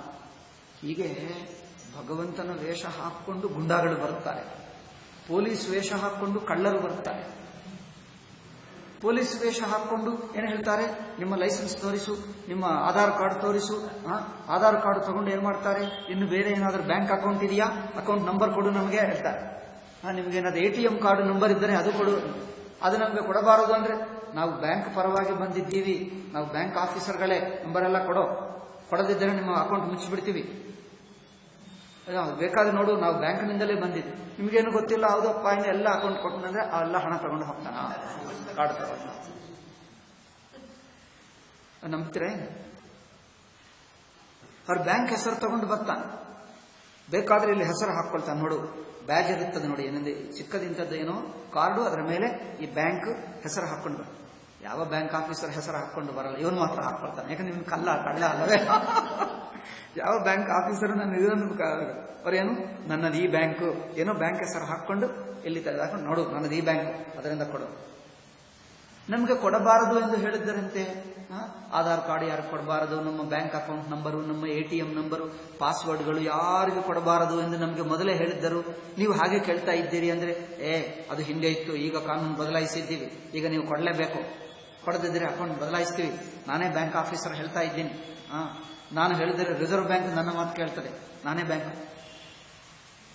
ನಿಮ್ಗೆ ಗೊತ್ತಿಲ್ಲದೆ ಆಯ್ತಪ್ಪ ಎಂದು ಹೇಳ್ತಾರೆ ಅಲ್ಲ? ಹೀಗೆ ಪೊಲೀಸ್ ವೇಷದಲ್ಲಿ ಕಳ್ಳರು ಬರ್ತಾರೆ. ಕಳ್ಳರು ಬ್ಯಾಂಕ್ ಆಫೀಸರ್ ಹೆಸರು ಹಾಕೊಂಡು ಟೆಲಿಫೋನ್ ಮಾಡಿ ನಿಮ್ಮ ನಂಬರ್ ಹೇಳು, ಅದು ಹೇಳು ಎಂದು ಹೇಳ್ತಾರೆ. ಏನೇನೋ ಹೇಳುವಕ್ಕೆ ಬರ್ತಾರೆ ಅಲ್ಲವೇ? ಅಲ್ಲ ಅಲ್ಲ ಹೇಳು ಎಂದು ಒಬ್ಬ ದುಷ್ಟ ಬರ್ತಾನೆ. ನಾನೇ ಕೃಷ್ಣನ ವೇಷ ಹಾಕಿಕೊಂಡು ಗುಂಡಾಗಳು, ಅಸುರರು ಬರ್ತಾರೆ. ಪೂರ್ವ ಕಾಲದಲ್ಲಿ ಬರುತ್ತಿರಲಿಲ್ಲ. ಮೋಹಿನಿ ಬಂದು ಅಸುರರನ್ನು ಮೋಹ ಮಾಡಿದ್ದಾರೆ. ಈಗ ಈ ಅಸುರರು ಬಂದು ಭಗವಂತನ ವೇಷವಾಗಿ ನಮ್ಮನ್ನೇ ಮೋಸ ಮಾಡ್ತಾ ಇದ್ದಾರೆ. ಯಾವ ಗತಿ ಬಂತಪ್ಪ ಕಲಿಕಾಲ? ಯಾವ ಪುರಾಣದಲ್ಲಿ ಇಂಥದ್ದಾಗಲಿಲ್ಲ, ಯಾವ ಪುರಾಣದಲ್ಲಿಯೂ ಇಂಥದ್ದಾಗಲಿಲ್ಲ. ನಮ್ಮ ಗುರುಗಳೇ ಬಂದು ಎಲ್ಲ ಮತಗಳು ಸಮಾನ, ನಾನು ಯೇಸು ಸಾಧನ ಮಾಡಿದೆ, ಪ್ರವಾದಿ ಸಾಧನ ಮಾಡಿದೆ, ಓ ಪ್ರವಾದಿ ದರ್ಶನವಾಯಿತು, ಯೇಸು ಸಾಧನ ದರ್ಶನವಾಯಿತು ಎಂದು ನಮಗೆ ಉಲ್ಟಾ ಹೇಳುವುದು ಶುರು ಮಾಡಿಬಿಟ್ರಪ್ಪ. ಈ ಅಸುರ, ನಮ್ಮ ಗುರುಗಳು, ಮಹಾತ್ಮರು, ಜ್ಞಾನಿಗಳು ಅಸುರ ವೇಷ ಏಕೆ ಹಾಕ್ಕೊಳ್ತಾ ಇದ್ದಾರೆ? ಅದೆಲ್ಲ ಅಸುರ. ಗುರುಗಳಿಗೆ, ಮಹನೀಯರಿಗೆ ಭಗವಂತನು ಅಸುರ ಅವತಾರ ಹಾಕುವುದಾ? ಭಗವಂತನಿಗೆ ಅಸುರ ಅವತಾರ ಏಕೆ? ಭಗವಂತನ ಅವತಾರನೇ ಇರಲಿ, ಅಸುರ ಅವತಾರ ಹಾಕುವುದೇಕಪ್ಪ? ನಾನೇ ಭಗವಂತ, ನಾನು ಅಸುರ ಅವತಾರ, ಯೇಸು ಅವತಾರ ಹಾಕ್ಕೊಂಡೆ, ನಾನು ಪ್ರವಾದಿ ಅವತಾರ ಆಗಿ ಬಂದೆ, ನಾನೇ ಭಗವಂತ. ನೀವು ಭಗವಂತ ಆದರೆ ಈ ಅಸುರನೇ ಸಿಕ್ಕಿದನ? ನಿಮಗೆ ಯೇಸು ಪ್ರವಾದಿ ಯಾರು ಸಿಗಲಿಲ್ವಾ? ಭಗವಂತನಿಗೆ ಅಸುರ ಅವತಾರ ಏಕಪ್ಪ? ಅಸುರರೇ ದುಷ್ಟರು, ನೀವು ಅಸುರ ಅವತಾರ ಹಾಕಬೇಕಾ? ಹಾಗಾಗಿ ಬಿಟ್ಟಿದೆ. ನಮ್ಮ ಜನರೆಲ್ಲ ನಂಬುತ್ತಾ ಇದ್ದಾರೆ. ಇದು ಒಂದು ಭಯಂಕರ ಮೋಸ ಆಗಿಬಿಟ್ಟಿತು, ಭಯಂಕರ ಮೋಸ ಆಗಿಬಿಟ್ಟಿತ್ತು. ನಾನು ಹೇಳ್ತಾ ಇದ್ದೀನಿ, ತುಂಬಾ ಶೋಚನೀಯ ಪರಿಸ್ಥಿತಿ ಇದೆ ಭಾರತೀಯ ಹಿಂದೂಗಳಿಗೆ, ಅರ್ಥವಾಗ್ತಾ ಇಲ್ಲ. ಭಯಂಕರ ಶೋಚನೀಯ ಸ್ಥಿತಿ. ಯಾವಾಗ ಕಲ್ತ್ಕೊಳ್ತಾರೆ, ಯಾವಾಗ ಚೇತರಿಸಿಕೊಳ್ತಾರೆ? ಆ ಭಗವಂತನೇ ಅನುಗ್ರಹಿಸಬೇಕು. ನಾವು ಯಾರಿಗೂ ಮೋಸ ಮಾಡಲಿಲ್ಲ, ಅನ್ಯಾಯ ಮಾಡಲಿಲ್ಲ. ನಾವು ನರಳಿ ಹೋಗ್ತಾ ಇದ್ದೀವಿ 1000 ವರ್ಷದಿಂದ. ನಮ್ಮಿಂದ ಆದಷ್ಟು ಮಟ್ಟಿಗೂ ಶ್ರದ್ಧಾ ಭಕ್ತಿಯಿಂದ ನಾಮಸ್ಮರಣ ಮಾಡ್ತಾನೇ ಇದ್ದೀವಿ. ಅದರಿಂದ ಭಗವಂತನೇ ಬೇಡ್ಕೊಳ್ಳೋಣ. ಭಗವಂತನೇ ಈ ಅಸುರ ಬುದ್ಧಿ ಬಿಡು, ಈ ಅಸುರ ವೇಷಗಳು ಬರ್ಕೊಂಡು ನಿಮ್ಮ ಭಕ್ತರು ಶಿಷ್ಯರು ಅನ್ಕೊಂಡು ಅಸುರರಿಗೆ ನಮಗೆ ಪ್ರಚಾರ ಮಾಡ್ತಾ ಇದ್ದಾರೆ. ಭಾರತ ದೇಶದಲ್ಲಿ ಹಿಂದೂಗಳ ಮಧ್ಯ ಅಸುರರನ್ನು ಭಗವಂತ ಎಂದು ಪ್ರಚಾರ ನಡೆಯುತ್ತಾ ಇದೆ. ನಮಗೆ ಅದು ಬಿಡಿಸು. ಅಸುರರೆಂದು ಗೊತ್ತಾಗುವಂತೆ ನಮಗೆ ಹೇಳು. ಈ ವಿವೇಕ ನಮಗೆ ಹೇಳ್ಕೊಳ್ಳು. ಇವನು ರಾಮಕಥಾ ಹೇಳುತ್ತಾ ರಾಮಾಯಣ ಹೇಳಿಬಿಟ್ಟು ಮಧ್ಯದಲ್ಲಿ ಅಲ್ಲ ಹೇಳುವುದು, ಅಲ್ಲ ಬೇಡಪ್ಪ ಅಂದ್ರೆ ಕೃಷ್ಣನ್ನೇ ಬೈಯುವುದು. ಏನಪ್ಪ ದುಷ್ಟಬುದ್ಧಿ? ಇಲ್ಲಾದ್ರೂ ಕೇಳಿದ್ದೀವ?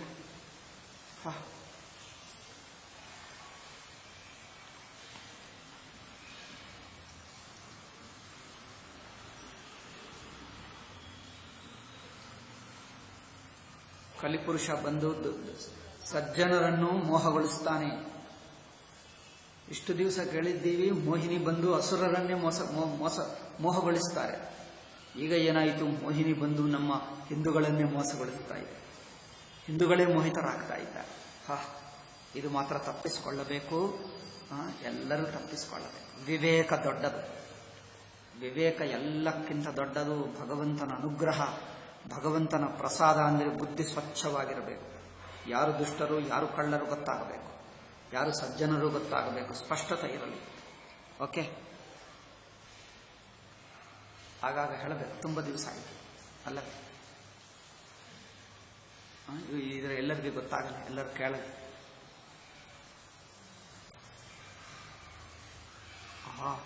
ಅಯ್ಯೋ, ಎಷ್ಟೋ ಜನರು ಕೇಳ್ತಾ ಇದ್ದಾರೆ, ನಾನು ನೋಡಲೇ ಇಲ್ಲ. ಈಗ ನೋಡಿದ್ದೀನಿ. ಯಾಕಂದ್ರೆ ಅದು ಎಲ್ಲರ ಹೆಸರುಗಳು ಕಂಡು ಬರ್ತವೆ. ಅದು ಪಕ್ಕಕ್ಕೆ ಹೋಯ್ತು. ಈಗ ಇವತ್ತು ಬೆರಳು ಹಾಕಿದ್ರೆ ಇಲ್ಲ ಎಲ್ಲರಿಗೂ ಹೆಸರು ಕೇಳಿಸ್ತಾ ಇದೆ. ಯಾರ್ಯಾರು ಕೇಳ್ತಾ ಇದ್ದಾರೆ. ಒಳ್ಳೆಯದು ಕೇಳಲಿ, ಎಲ್ಲರಿಗೂ ಗೊತ್ತಾಗಲಿ, ಹೆಚ್ಚು ಜನರಿಗೆ ಗೊತ್ತಾಗಬೇಕು. ಐ ಥಿಂಕ್ ನಾವು ಧೈರ್ಯವಾಗಿ ಹೇಳುವುದೇ ಸಮಯ ಬಂದಿದೆ. ಈಗ ಇನ್ನು ಸಮಯ, ಇನ್ನು 1 ನಿಮಿಷ ಲೇಟ್ ಮಾಡಿದ್ದರೂ ಹಾಳಾಗುವ ಸ್ಥಿತಿ ಬಂದಿದೆ. 1 ನಿಮಿಷನೂ ಲೇಟ್ ಮಾಡಬಾರದು. ಹೇಳುತ್ತಲೇ ಇರಬೇಕು. ಎಲ್ಲರೂ ಹೇಳಬೇಕು. ನಿಮ್ಮ ಮಕ್ಕಳನ್ನು ಎಲ್ಲರನ್ನೂ ಕೇಳಿ. ಯಾರು ಕ್ರಿಸ್ತು ಪ್ರಚಾರಕ್ಕೆ ಬಂದರೆ ಯಾರು ಕೇಳಬಾರದು. ನಿಮ್ಮ ಮಕ್ಕಳು ಮೊಮ್ಮಕ್ಕಳು ಯಾರ್ಯಾರಿದ್ದರೆ, ಇವರು ಸೊಸೆ ಆಗಲಿ, ಮಗ ಆಗಲಿ, ಅಳಿಯ ಆಗಲಿ, ಯಾರೇ ಆಗಲಿ, ಎಲ್ಲರಿಗೊಂದ್ಸಲ ಮಾತಾಡಿ ಹೇಳಿಬಿಡಿ. ನೀವು ರಾಮ, ಕೃಷ್ಣ, ಶಿವ ಮಂದಿರ ಯಾವುದೇ ಮಾಡಿಕೊಂಡು, ಯಾವುದೇ ನಾಮಸ್ಮರಣ, ಜಪ, ಪೂಜಾ ಏನೇ ಮಾಡಿಕೊಂಡು, ನಿಮ್ಮ ಯೇಸು ಪ್ರವಾದಿಗಳು ಇಂಥವ್ರು ಬಂದರೆ ಮಾತಾಡಿಸೋಕೆ ಬರ್ತಾರೆ. ಏನೋ ಆಫೀಸ್ನಲ್ಲಿ ಕಷ್ಟ ಇದೆ, ಏನೋ ತೊಂದರೆ ಇದೆ, ಏನೋ ಅನಾರೋಗ್ಯ ಇದೆ, ಸಾಕು ನಮ್ಮ ಯೇಸು ಬಾ ಎಂದು ಶುರು ಮಾಡ್ತಾರೆ. ಅಂಥವ್ರಿಗೆ ನೀವು ಕೇಳಿ ನೋಡಿ. ನಿಜವಾಗಿ ನಾನು ಸುಮ್ಮನೆ ಹೇಳ್ತೀನಿ, ನೀವು ಕೇಳಿ ನೋಡಿ. ಯಾರಾದರೂ ನಿಮ್ಮನ್ನು ಇಂಥವರು ನಿಮಗೆ ಕಷ್ಟ ಕಾಲವಿದ್ದರೆ ನಮ್ಮ ಯೇಸುಗೆ ಬಾ ಎಂದು ಯಾರಾದರೂ ಹೇಳುವವರು ಬಂದಿದ್ದರಾ? ಆಶ್ಚರ್ಯವಾಗ್ತದೆ. ಹೌದು, ನನ್ನನ್ನು ಮಾತಾಡಿಸಿದ್ದಾರೆ, ಇವರು ಬಂದರು. ಎಲ್ಲೋ ಬರುತ್ತಾರೆ, ಪಕ್ಕದಲ್ಲೇ ಇರ್ತಾರೆ, ಗೊತ್ತೇ ಇಲ್ಲ. ಇಲ್ಲೇ ಇರುತ್ತಾರೆ. ಹಾವುಗಳು ಇಲ್ಲಿಲ್ಲೇ ತಿರುಗುತ್ತಾ ಇರುತ್ತಾರೆ, ನಮಗೆ ಗೊತ್ತೇ ಆಗಲಿಲ್ಲ. ಎಲ್ಲ ಸುತ್ತ ತಿರುಗುತ್ತಾನೆ ಇವೆ ಹಾವುಗಳು. ತಿರುಗುತ್ತಾನೆ ಇದ್ದಾರೆ. ಕೇಳಿ ನೋಡಿ. ಎಲ್ಲರನ್ನು ದೂರವಾಗಿಡಿ. ಆವಾಗಲೇ ಭಾರತ ದೇಶ ಬದುಕುತ್ತಾರೆ. ಓಕೆ, ನೃತ್ಯ ಮಾಡಿದ ಶ್ರೀಕೃಷ್ಣ ಎಲ್ಲಿ? ಹಾವಿನ ತಲೆ ಮೇಲೆ ಹತ್ತು ನೃತ್ಯ ಮಾಡ್ತಾ ಇದ್ದಾನೆ. ಎಲ್ಲಿಂದ ನಾವು ಎಲ್ಲಿಗೆ ಹೋಗಿದ್ದೇವೆ? ನಮ್ಮ ಭಗವಂತ ನೃತ್ಯ ಮಾಡ್ತಾನೆ. ನಮ್ಮ ಭಗವಂತ ನಾಮಸ್ಮರಣ ಮಾಡಿಸ್ತಾನೆ, ಭಜನೆ ಮಾಡ್ತಾನೆ, ಕೀರ್ತನ ಮಾಡಿಸ್ತಾನೆ ಅಲ್ಲವೇ. ಇವರು ಆ ಶ್ರೀಕೃಷ್ಣ ನೃತ್ಯ ಮಾಡ್ತಾ ಇದ್ದರೆ ಇವರು ಹರೇ ಕೃಷ್ಣ ಎಂದು ಕೃಷ್ಣ ರಾಮ ಎಂದು ಇವರ ಹೆಸರು ಹೇಳುತ್ತಾ ಇವರು ನೃತ್ಯ ಮಾಡ್ತಾ ಇದ್ದಾರೆ, ನಾಮಸ್ಮರಣ ಮಾಡುತ್ತಾ. ಇಲ್ಲಿ ನೋಡಿ ಚೆನ್ನಾಗಿದೆ. ತಂ ನರ್ತು ಮುದ್ಯತಮ ವೇಕ್ಷ ತದಾ ತದೀಯ ಗಂಧರ್ವ ಸಿದ್ಧ ಸುರಚಾರಣ ದೇವವದ್ಭಃ. ದೇವತಾ ಸ್ತ್ರೀಯರು, ದೇವರು. ಪ್ರೀತ್ಯ ಮೃದಂಗ ಪಣವಾನಕ ವಾದ್ಯ ಗೀತ ಪುಷ್ಪೋಪಹಾರ ನುತಿಭಿ ಸಹಸೋಪಸೇದು. ಪುಷ್ಪೋಪಹಾರ, ಪುಷ್ಪ ಉಪಹಾರ, ಎಲ್ಲ ಉಪಹಾರಗಳಂದ್ರೆ ಸಮರ್ಪಣ. ಅದರಿಂದ ಎಲ್ಲ ಬಂದು ನೃತ್ಯ ಮಾಡುವುದು. ತಕ್ಷಣವೇ ದೇವರೆಲ್ಲ ಆನಂದದಿಂದ ಪರವಶರಾಗಿದ್ದಾರೆ. ಏಕೆ? ಈ ಕಾಳಿಂದಿಯಲ್ಲಿ ಸರ್ಪ ಇದೆ ನೋಡಿ, ಒಬ್ಬ ಅಸುರ, ಇವನನ್ನು ಬಿಡಿಸ್ತಾ ಇದ್ದಾನೆ, ಇಲ್ಲಿಂದ ಕಳಿಸ್ತಾ ಇದ್ದಾನೆ. ಸಂತೋಷವಾಯಿತು. ದೇವರು ಯಾವತ್ ಸತ್ಕರ್ಮ ಮಾಡಿದರೂ ದೇವರು ಸಂತೋಷ ಪಟ್ಟುಕೊಳ್ಳಬೇಕು. ನಾವು ಈ ಅಲ್ಲಾ ಯೇಸು ಎಂದು ಹೇಳುವುದರಿಂದಲೇ ದೇವರು ನಮ್ಮನ್ನು ಬಿಟ್ಟು ಬಿಟ್ಟರು ಭಾರತ ದೇಶವನ್ನು. ಈಗ ಅಲ್ಲಾ, ಈ ಯೇಸು, ಈ ಹೆಸರುಗಳನ್ನು ಬಿಡಿ, ಮತ್ತೆ ದೇವರ ಸಹಾಯ ನಮಗೆ ಬರುತ್ತದೆ. ಭಾರತ ದೇಶ ಗಟ್ಟಿಯಾಗ್ತದೆ. ಭಾರತ ದೇಶ ಗಟ್ಟಿಯಾಗಬೇಕಂದ್ರೆ ಈ ಅಸುರರ ಹೆಸರು ಯಾರು ಹೇಳಬಾರದು. ಆಯ್ತಾ? ಯದ್ಯಚ್ಚಿರೋ ನಮತೆಂಗಶುತೈಕ ಶೀರ್ಷ್ಣ ತತ್ತನ್ಮರ್ದ ಕರದಂಡದರೋಂಘ್ರಿಪಾತೈ. ಶ್ರೀಕೃಷ್ಣನ ಲೀಲೆ ನೋಡಿ. ಅವನು ತಲೆಗಳಿವೆ, ಒಂದೋ ಎರಡೋ ತಲೆ ಮೇಲೆ ಶ್ರೀಕೃಷ್ಣ ನೃತ್ಯ ಮಾಡ್ತಾ ಇದ್ದಾನೆ. ಆವಾಗ ಕೆಲವು ತಲೆಗಳು ಮಾತ್ರ ಹೀಗೆ ಎತ್ತಿದ, ಮತ್ತೆ ಕೃಷ್ಣನನ್ನು ಕಚ್ಚುವುದಕ್ಕೆ ಅಲ್ಲವೇ. ಶ್ರೀಕೃಷ್ಣನನ್ನು ಕಚ್ಚುವುದೇ ಹೇಳ್ತಾರೆ. ಕಚ್ಚುವುದಕ್ಕೆ ಕೆಲವು ತಲೆಗಳನ್ನು ಹೀಗೆ ಎತ್ತಿದನೇ ಹೊರತು ಬಗ್ಗಿಸ್ತಾ ಇಲ್ಲ. ಶ್ರೀಕೃಷ್ಣ ನೋಡಿ, ಅವರಿಗೆ ಅನೇಕ ತಲೆಗಳಿವೆ, ಅನೇಕ ತಲೆಗಳು, ಏನೋ 10 20 ಎಷ್ಟಿದೆಯೋ ನೆನಪಿಲ್ಲ. ಅದರಲ್ಲಿ ಯಾವ ಯಾವ ತಲೆ ಬಗ್ಗಿಸ್ತಾ ಇಲ್ಲವೋ ಅದು ನೋಡಿಕೊಂಡು ಕರದಂಡಧರೋ ಅಂಘ್ರಿಪಾತೈ. ದಂಡಧರ, ಶಿಕ್ಷೆ ಕೊಡುವಂತ ಭಗವಂತ. ಭಗವಂತನೇ ಎಲ್ಲರಿಗೂ ಶಿಕ್ಷೆ ಕೊಡುವವನು ದುರ್ಜನರಿಗೆ. ಅದರಿಂದ ನೋಡಿ, ಹೆಜ್ಜೆ ಹೆಜ್ಜೆದಲ್ಲಿ ಶ್ರೀಕೃಷ್ಣ ದುಷ್ಟ ಶಿಕ್ಷಕ ದಂಡಧರ ಇಲ್ಲಿ ಹೇಳ್ತಾನೆ ಶ್ರೀಕೃಷ್ಣ. ದಂಡಧರನಾದ ಶ್ರೀಕೃಷ್ಣ ಯಾವ ತಲೆಯನ್ನು ಬಗ್ಗಿಸಲಿಲ್ಲವೋ ತಕ್ಷಣವೇ ಆ ತಲೆ ಮೇಲೆ ಹತ್ತಿ ಆ ತಲೆವನ್ನೇ ತನ್ನ ಪಾದದಿಂದ ತುಳಿಯುತ್ತಾ ಇದ್ದಾನೆ ಅವರಿಗೆ. ಅಪ್ಪ,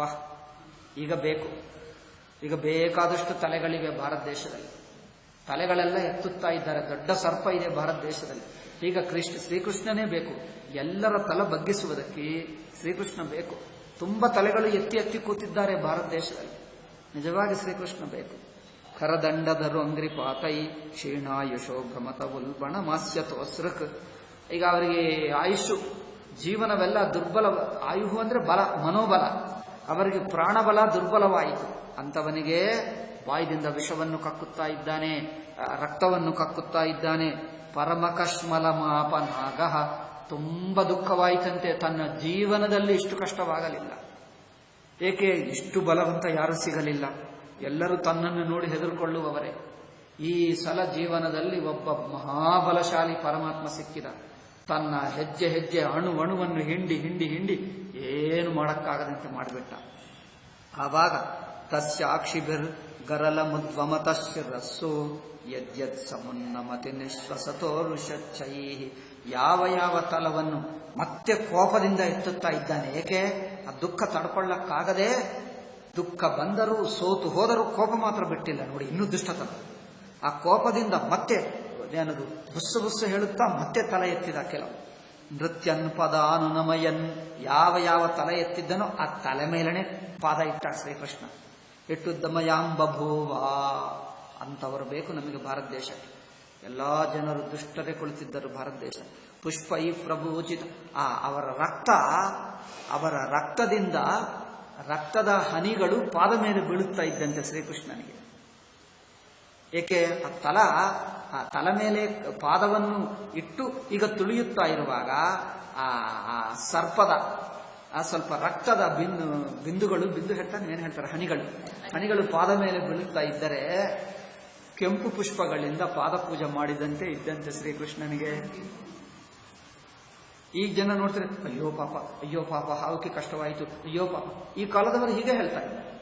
ಟೆರರಿಸ್ಟ್ ಅಂದ್ರೆ ಅಯ್ಯೋ ಟೆರರಿಸ್ಟ್ ಸತ್ತು ಹೋದ, ಅಯ್ಯೋ ಟೆರರಿಸ್ಟ್ ಸತ್ತು ಹೋದರೆ ನಮ್ಮ ಒಂದು ಪ್ರಧಾನಮಂತ್ರಿಗೆ ನಿದ್ದೆನೇ ಬಂದಿಲ್ಲ ರಾತ್ರಿ ಎಲ್ಲ. ನಮ್ಮ ಪ್ರಧಾನಮಂತ್ರಿ ಎಂಬ ಎಷ್ಟು ಪಾಪಾತ್ಮ ಇದ್ದ ಒಬ್ಬನು ಟೆರರಿಸ್ಟ್ಗೂ ಏನೋ ಆಗಿಬಿಟ್ಟರೆ ಅವರಿಗೆ ರಾತ್ರಿ ಎಲ್ಲ ನಿದ್ದೆ ಬಂದಿಲ್ಲ ಅಂತ. ಹೀಗೆ ಇದ್ದರು ನಮಗೆ ಹಿಂದಿನ ಪ್ರಧಾನಮಂತ್ರಿ ಇವರಿಗಿಂತ. ಅವರು ಹೇಳಿದ ಟೆರರಿಸ್ಟ್ ಅರೆಸ್ಟ್ ಆದರೆ ಅಯ್ಯೋ ಪಾಪ ಅವರಿಗಿದ್ದೆ ನನಗೆ ರಾತ್ರಿ ಎಲ್ಲ ನಿದ್ದೆ ಬಂದಿಲ್ಲ ಎಂದು ಮರುದಿವಸ ಹೇಳಿದ ಪ್ರಧಾನಮಂತ್ರಿ ಪದವಿಯಲ್ಲಿ ಕುಳಿತುಕೊಂಡು. ಎಷ್ಟು ಅಸುರರಾಗಿದ್ದರಪ್ಪ. ಭಾರತ ದೇಶ ಗತಿ ನೋಡಿ. ಅವರಿಗೆ ರಕ್ತ ಏನಾಗ್ತದೆ, ರಕ್ತಕ್ಕೆ ಏನು ಹೇಳ್ತಾರೆ, ಚಿಮ್ಮುವುದ ರಕ್ತ ಚಿಮ್ಮಿ ಪಾದ ಮೇಲೆ ಬಿದ್ದಿತ್ತಂತೆ ಕೆಲವು ಶ್ರೀಕೃಷ್ಣನ ಪಾದ ಮೇಲೆ. ಆ ಹಾವಿನ ರಕ್ತ ಚಿಮ್ಮುವುದು ಹೇಳ್ತಾರೆ. ಚಿಮ್ಮಿ ಅದೇ ಆ ಪದನೇ ಹುಡುಕ್ತಾ ಇದೆ, ತೆಲುಗಿನಲ್ಲಿ ಚಿಮ್ಮುವುದೇ ಹೇಳ್ತಾರೆ. ಅದೇ ಚಿಮ್ಮಿ ಶ್ರೀಕೃಷ್ಣನ ಪಾದ ಮೇಲೆ ಬಿದ್ದಿತ್ತು ಕೆಲವು ಹನಿಗಳ ಹಾಗೆ. ಅದು ನೋಡಿ ಹೇಳ್ತಾರೆ, ಪುಷ್ಪೈ ಪ್ರಪೂಜಿತ ಇವೇಹ, ಕೆಂಪು ಪುಷ್ಪಗಳಿಂದ ಪಾದ ಪೂಜೆ ಮಾಡಿದಂತೆ ಆಯ್ತಂತೆ. ಆಹಾ, ಹೀಗೆ ಯಾರಾದರೂ ನೋಡ್ತಾರ? ಟೆರರಿಸ್ಟ್ ಸತ್ತು ಹೋದರೆ ಒಳ್ಳೇದಾಯಿತು, ಭಗವಂತನಿಗೆ ಸಂಭ್ರಮವಾಯಿತು. ಅಯ್ಯೋ ಪಾಪ ಹೇಳುವರೇ ಹೊರತು ಭಾರತ ದೇಶರು ಒಂದು ಸಾಧುಗಳನ್ನು ಸಾಯಿಸಿದ್ದಾರೆ ಗೊತ್ತಾ? ಸಾಧುಗಳನ್ನು ಹೊಡೆದು, ಬದುಕಿರುವ ಸಾಧುಗಳನ್ನು ಪೊಲೀಸ್ ಎದುರಾಗಿ ಹೊಡೆದು ಸಾಯಿಸಿದ್ದಾರೆ. ಇಬ್ಬರು ಸನ್ಯಾಸಿಗಳಲ್ಲಿ ಮಹಾರಾಷ್ಟ್ರದಲ್ಲಿ. ಯಾರಿಗೇನು ಆಗಲೇ ಇಲ್ಲ, ಅಯ್ಯೋ ಪಾಪ ಇಲ್ಲ, ಏನಿಲ್ಲ. ಬಟ್ ಟೆರರಿಸ್ಟ್ ಸತ್ತು ಹೋದರೆ ಪ್ರೈಮ್ ಮಿನಿಸ್ಟರ್ಗೂ ನಿದ್ದೆ ಬಂದಿಲ್ಲ. ಸನ್ಯಾಸಿಗಳನ್ನು ಅಕಾರಣವಾಗಿ ಎಲ್ಲಿಗೂ ಹೋಗುತ್ತಾ ಇರುವವರನ್ನು ಹೋಗಕ್ಕೆ ಬಿಟ್ಟಿಲ್ಲ. ಪೊಲೀಸ್ಗೂ ಟೆಲಿಫೋನ್ ಮಾಡಿದರೆ ಪೊಲೀಸ್ ಅವರು ಬಂದು ಅವರು ಪೊಲೀಸು ಹಿಡಿಯುವಾಗಲೇ ಹೊಡೆಯುತ್ತಾ ಇದ್ದಾರೆ. ಇವನು ಬಂದು ಪೊಲೀಸ್ಗೂ ಹತ್ತಿರಕ್ಕೆ ಬಂದರೆ ಇಬ್ಬರು ಸಾಧು, ಒಬ್ಬ ಡ್ರೈವರ್, ಅವರನ್ನು ತಳ್ಳಿಬಿಟ್ಟ. ಆ ಪೊಲೀಸು ತಳ್ಳಿಬಿಟ್ಟು ನೋಡ್ತಾ ಇದ್ದಾರೆ. ಅವರು ಎದುರಾಗಿ ಸಾಯಿಸಿಬಿಟ್ಟರು. ಹೊಡೆದು ನೂರಾರು ಜನರು ಬಂದರು. ನೋಡ್ತಾನೆ ಇದ್ದೀವಿ, ಎಲ್ಲರೂ ನೋಡ್ತಾನೆ ಇದ್ದೀವಿ. ಹೀಗೆ ಹೊಡೆದು ಹೋದ ಅಷ್ಟೇ ಸತ್ತು ಹೋದ ಸನ್ಯಾಸಿಗಳು. ಎಲ್ಲಿಯಾದರೂ ಕೇಳಿದ್ದೀವ? ಯಾವ ಪುರಾಣದಲ್ಲಿ ಅಸುರರು ಹೀಗೆ ಮಾಡಿದ್ದು? ನಮ್ಮ ಅಸುರರು ಇದಕ್ಕಿಂತ ಒಳ್ಳೆಯ ಜನರು ಅನಿಸುತ್ತಾ ಇದೆ. ಯಾರು ಏನು ಹೇಳಲಿಲ್ಲ. ಯಾವ ಪ್ರಧಾನಮಂತ್ರಿ, ಯಾವ ಮಂತ್ರಿ ಒಂದು ಮಾತು ಹೇಳಲಿಲ್ಲ, ಅಯ್ಯೋ ಪಾಪ ಎಂದು ಹೇಳಲೇ ಇಲ್ಲ. ಯಾರಿಗೂ ಒಂದು ದಯ ಇಲ್ಲ.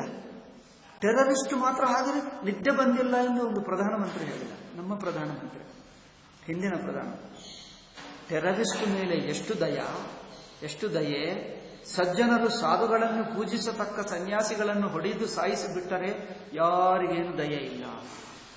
ಏನಪ್ಪ ಇದು ಕಲಿಕಾಲವೂ ಹೇಳಕ್ಕಾಗಲ್ಲ. ಅದಕ್ಕಿಂತ ಇನ್ನು ಕೆಟ್ಟ ಕಾಲ ಇದ್ದರೆ ಅದು ಹೇಳಬೇಕು. ಕಲಿಗಿಂತ ಕೆಟ್ಟ ಕಾಲ ಎಂದು ಹೇಳಬೇಕು. ಕಲಿಕಾಲ ಹೇಳಬಾರದು, ಕಲಿಗಿಂತ ಕೆಟ್ಟ ಕಾಲ. ಕಲಿಯುಗಾದರೂ ಸ್ವಲ್ಪ ಬೆಟರ್ ಆಗಿದೆ. ಅಷ್ಟು ಭಯಂಕರ ಸ್ಥಿತಿ. ಕಲಿಯುಗದಲ್ಲಿ ನಾಮಸ್ಮರಣದಿಂದಲೂ ಪಾರಾಗ್ತೀವಿ. ಇದು ನಾಮಸ್ಮರಣ ಮಾಡಿದ್ದರೂ ಪಾರಾಗ್ತಾ ಇಲ್ಲ. ನಾಮಸ್ಮರಣದಲ್ಲೇ ಅಲ್ಲಾ ಹೆಸರು ಬರುತ್ತಾ ಇದೆ. ಏನ್ ಮಾಡಬೇಕು? ನಾಮಸ್ಮರಣನೂ ಕಲುಷಿತವಾಗುತ್ತಾ ಇದೆ, ವಿಷಮಿಶ್ರಿತವಾಗುತ್ತಾ ಇದೆ ನಾಮಸ್ಮರಣ. ಅಮ್ಮೋ, ಎಷ್ಟು ಭಯಂಕರವಾಗಿದೆ ನೋಡಿ ಕಲಿಕಾಲ. ಪುಷ್ಪೈ ಪ್ರಪೂಜಿತೈ ವೇಹ ಪುಮಾನ್ ಪುರಾಣ ಅಲ್ಲವೇ? ತಚ್ಚಿತ್ರ ತಾಂಡವ ವಿರುಗ್ನ ಫಣಾತ ಪತ್ರೋ.